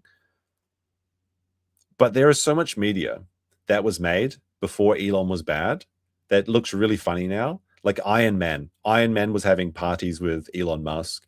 There was an episode of STD, Star Trek Discovery, where they talk about the best inventors of the entire world. And they've like, what is it? Like the guy that invented the warp drive? Like, was it Efren Cochrane or something? It's like Efren Cochrane, Nikola Tesla, and Elon Musk. He was like one of the top 3 like that's, and that's like the cringiest like leftist show ever. And they have that in their canon that they love Elon Musk on that ship. It's so funny. That runs around on mushroom power. It's so fucking stupid. There's a whole funny conspiracy theory about STD, by the way. Star Trek STD. That they stole this idea from this like gay tardigrades comic thing. It was a lawsuit actually, but that's a tangent we won't go into right now. You ever see Jack doing that? Jack don't do shit. If you made it this far in the video, you're probably one of my hardcores anyway. But like this dude literally replied to me and changed his whole business model. Dude, I made you, Elon. I've saved Twitter. Tell the truth about it. Yes, I know he replies to that loser, Ian Miles Chong. Chongus getting strays. But he does listen to people. Who do you think's... Here's the thing. All right, this is a bit like what we were talking about. Would you rather have Indians or Jeremy? Who would you really rather have? Ian Miles Chung or Jeremy? You have to have one. You have to sit on a bus with one of these people for 1 hour. It has to be either Jeremy or Ian Miles Chungus. That's actually a hard one, actually. Vote 1 for Chungus, you'd rather him be alive, or vote 2 for Jeremy. Ian is more intelligent. Yeah, no, this is a hard... No, you can't do that. It's like one of those stupid memes with an airplane seat. It's like, where are you going to sit? And there's like Ian Miles Chung versus Jeremy. As a woman, I am in danger either way. I'm in danger. Yeah, you are. Be careful. People. I would like, here's my honest take. And obviously this is like a kind of an anti-Jeremy stream, but I would actually unironically choose Ian Miles Chung, even though he might flashbang me and my dog on that bus, because, and this is my only reason for making this decision, I think that Ian Miles Chung would have to smell better than Jeremy. And also, you know, when you're sitting on a bus with like a real fat guy, you can't find any space and you get crushed. At least Ian Miles Chung is this tiny midget, like not even like Asian person. Surely. I mean, what do Malaysians eat? I don't know. What do they eat in Malaysia? Curry? Some kind of soup? Are they noodle Asians or curry Asians? I don't know which. But surely Ian Miles Chung would smell better than Jeremy is what I'm saying. And there'd be more leg space. We got a gold coin from Drainy. And Jer is hot for Elon. It really is bizarre how much of a hero worshiper he is for Elon. It reaches the levels of like suppressed sexual energy or something. I don't know. Okay. He listens to people. No, he doesn't. And like didn't he block Asmongold and try and get rid of Asmongold's account when Asmon said that he was not good at playing Diablo 3 or Diablo Immortal? Do you want a CEO that doesn't do that? Because that's what is probably going to happen. It's very funny that Ian Miles Chong and Jeremy both got shafted by Elon Musk. Like he unfollowed both of them. And it was a literal shower for both of them. That's what's going to happen. It's going to happen. If you don't vote no on his profile. He's actually, like, he looks like he's going to cry. Oh, did he delete it? I don't think he deleted it. Is Jeremy looking for the post where Elon responds to him? He's like, Elon didn't delete my reply, did he? Maybe if I look at my profile. I want to show, look, I'm so tired. I'm tired, boss. Okay. Wait, go back. There's a detail there we need to see. I want to show, look, I'm so. All right, these are the people he calling out Jack Posobiec, Sidney Watson, Sarah Gonzalez, Carl Benjamin. He doesn't even know Carl Benjamin's fucking profile handle. Count Dankula, this is Kyla, Charlie Kirk. Oh, that didn't age well. Lauren Southern, Lauren Chen, Donut Operator, AK Guy, the Gingerarchy. Wait, who didn't make a difference? I'm tired, balls. Okay, I'm so tired. I'm tired, balls. But it's true. He really did. Right here, policy. I said, hey, Elon, I get accounts whose sole purpose is to promote other accounts being forbidden, but tell but telling people they cannot link to their own Instagram is way too far. The same is true for Linktree.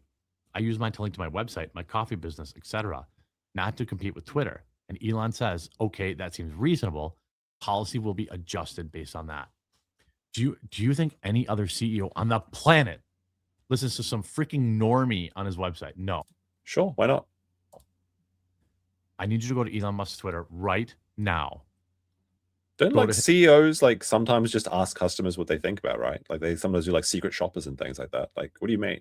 Like, who gives a shit? His poll. This just goes to show that Elon is actually retarded though, because Elon was saying that if you posted like links to outside of Twitter, they would suppress your account, which is ridiculous.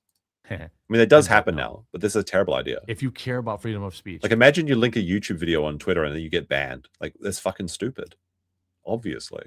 And by the way, my fellow content creators, I'm calling you out too. You have 4 hours. I'll blow this whole week. I don't care.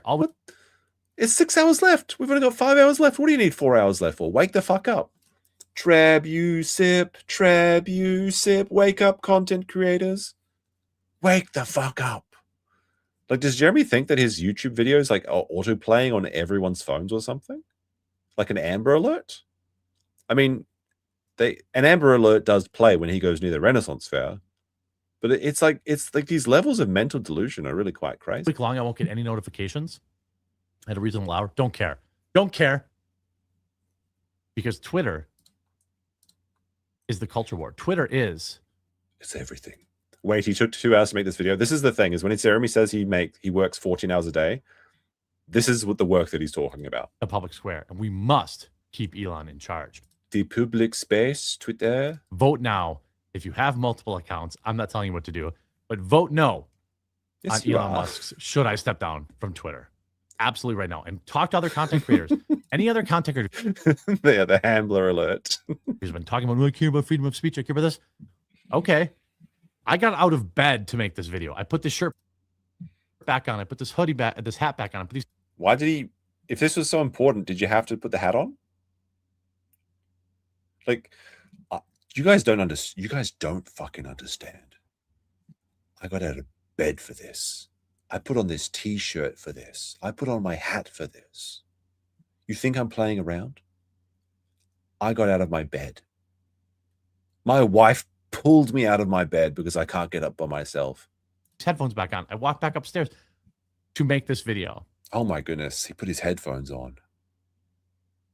And there's suffering and there's true suffering. So I better never hear from anyone who claims to be a free speech absolutist, someone who cares about free speech on Twitter, if they didn't do the same. This didn't Vote age no very well. On should I step down on head of Elon's Twitter, and tell your friends, tell your family, tell your fellow content creators. This matters.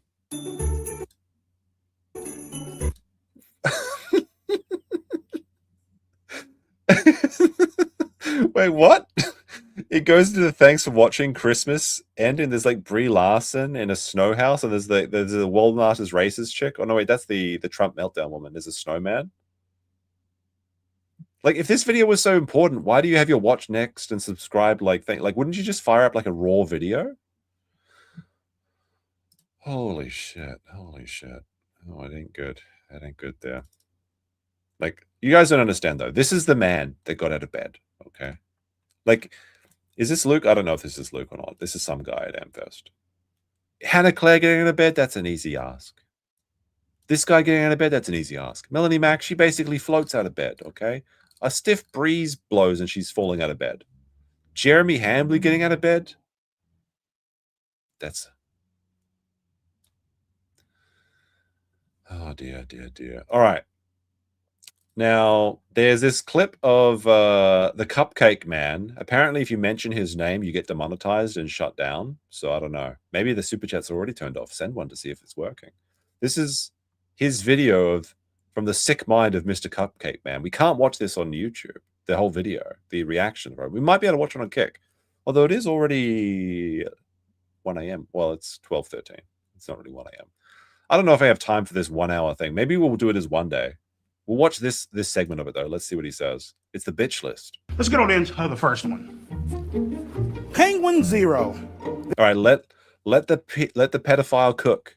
Maybe he has something to say here about Charlie. This motherfucker's a goddamn disgrace to fucking humankind. It looked like this motherfucker ain't washed his ass. All right, Everybody, go suck a dick, bitch. Next up, that's not how Charlie talks. He's like, "What up? My name's Charlie. I'm not gonna suck your dick. I might have no opinion, and I might wait for Reddit to tell me what to think, but at least I don't pick up children." You know? we got Keemstar. His content sucks ass. All right, let him cook. Let the pedophile cook. He's right about this one. Has no fucking talent. Just a fucking lowlife. True. All right. A broken clock is right twice a day. Here, the next fucking Mudahar. Get off my fucking All right, a broken clock is right twice a day. This is the second one he's right about. nuts before I piss on your face on Tamara Kelly shit. Okay? Hassan Piker, your typical fucking liberal, far left, goddamn socialist. Next up, we got Asmongold. Look like you saw a fucking ghost. Matter of fact, fuck a ghost, nigga. What you need to see is a goddamn cleaning service, my nigga, to clean that dirty ass junk. What's crazy is that Asmon has this like plastic, like tripped out Asian waifu now. Funky ass motherfucking house, bro. Aiden Ross. The chat is not doing well with this segment. He's the funniest pedophile. Wait, hold on. I gotta show you one thing from it. I gotta show you one thing. We don't have to watch this whole thing. I was just seeing. But let me see. Where is it? We got. Is there any white women in the chat? Any white women in the chat? You got some fucking splaining to do. You got some explaining to do. What the fuck is this? Okay. Mr. Cupcake Man explains that he has a 42-year-old girlfriend. Do white women really? I've finally hit the jackpot, and I would like to introduce my beautiful girlfriend, Marissa. All right, this is definitely a copyright claim. EPD got a girlfriend. He's living every black man's dream. What's your excuse? All right, I'm muting this show.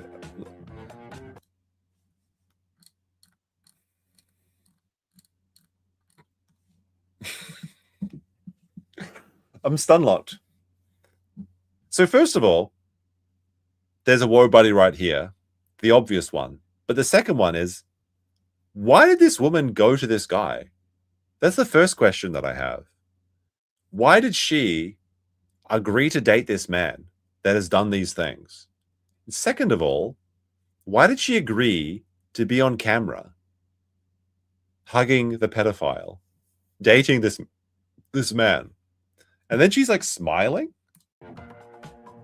You know, the thing I really love about Marissa the most is that she's always she's very thoughtful. She's always thinking about me. She's always trying to make sure that I'm okay. Do we have to do a poll? What do you guys think? Do we want to watch this whole thing? I probably can't do it tonight. I mean, I could do it tonight, but I probably won't. It looks like tips. Look, spam Bs or 1 if you want to see this entire documentary at some point. Probably not tonight. Press 2 if you think you want to veto it and you would never watch it again. Apparently, there's pretty funny things in it. They've got like Sonichu's in there. You've got Boogie in there. To mention, she's also very funny. All right, this is definitely a dude then. My name is Marissa, and I am Brian's girlfriend. So how was the sex? Is Mike Klum gone too far? That's the first question. I think... how do I want to say that? Uh-oh. It is something that definitely... It's a situation. All right, hold on a second. Is she getting into this relationship purely so that she can put him in the cut cage? Where, hold up. I've been with what? Suffer pedophile. Look how happy he is. I gotta see this at some point. Marissa for almost a fucking year now, right? Still ain't gotten shit. Ain't that a bitch? You know what I mean? Like, come on, nigga. You know what I mean? That's why, my God, you know, she gets mad at me, right? Maybe she's doing this just to torture him. Maybe white women are based. My God, you're so gross. Wait, is she just straight up torturing him? I'm clumming. Why do you watch porn? Blah, blah, blah. Because you ain't giving it the fuck up.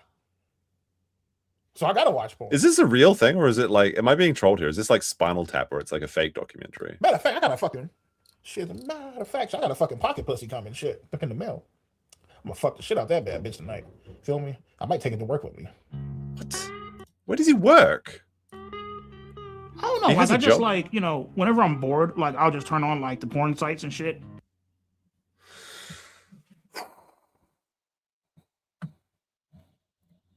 I'll tell you what. We're gonna do a Kick bonus show. We're gonna go over to Kick. So YouTube, if you want to see this, you got to go over to kick.com/memecopium right now. And we're going to watch the first half hour.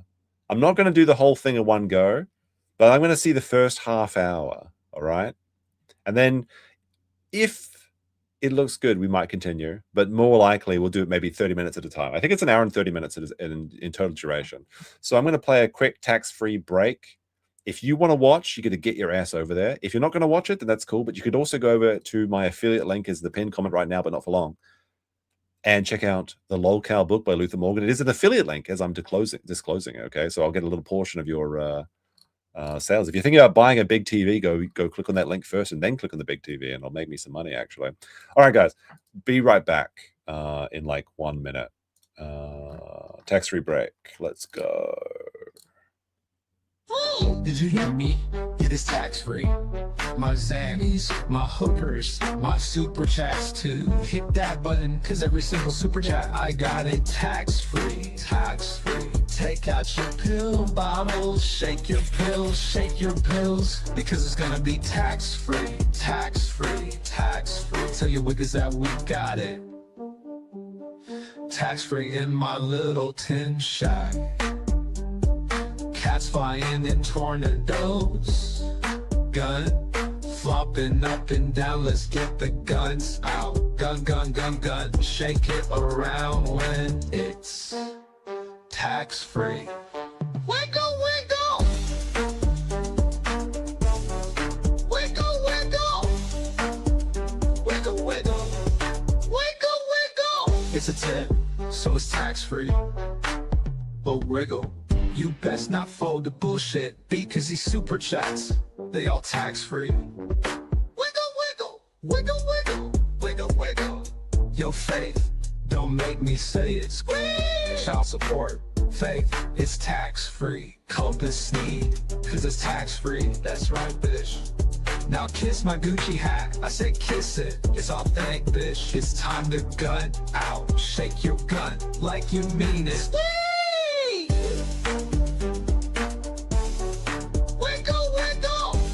Welcome to the kill street. This song. Wiggle, wiggle. What you mean I'm drunk? I'm sober, bitch. Get the fuck out of here. Maybe one more. So take out your pill bottles and shake your pills, and wiggle, wiggle, wiggle, wiggle, wiggle, wiggle, wiggle, wiggle. All right, so we got the. Oops, I forgot to turn the camera on because I'm stupid.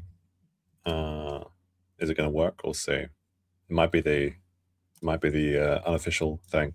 There we go. It's working again. This guy's looking like the intro to the Valve thing. All right, YouTubers, say goodbye. I'm posting the link to the Kick channel right now. You got to get over there right now, and you got like 30 seconds. All right, ending stream on YouTube. Let's continue over on Kick.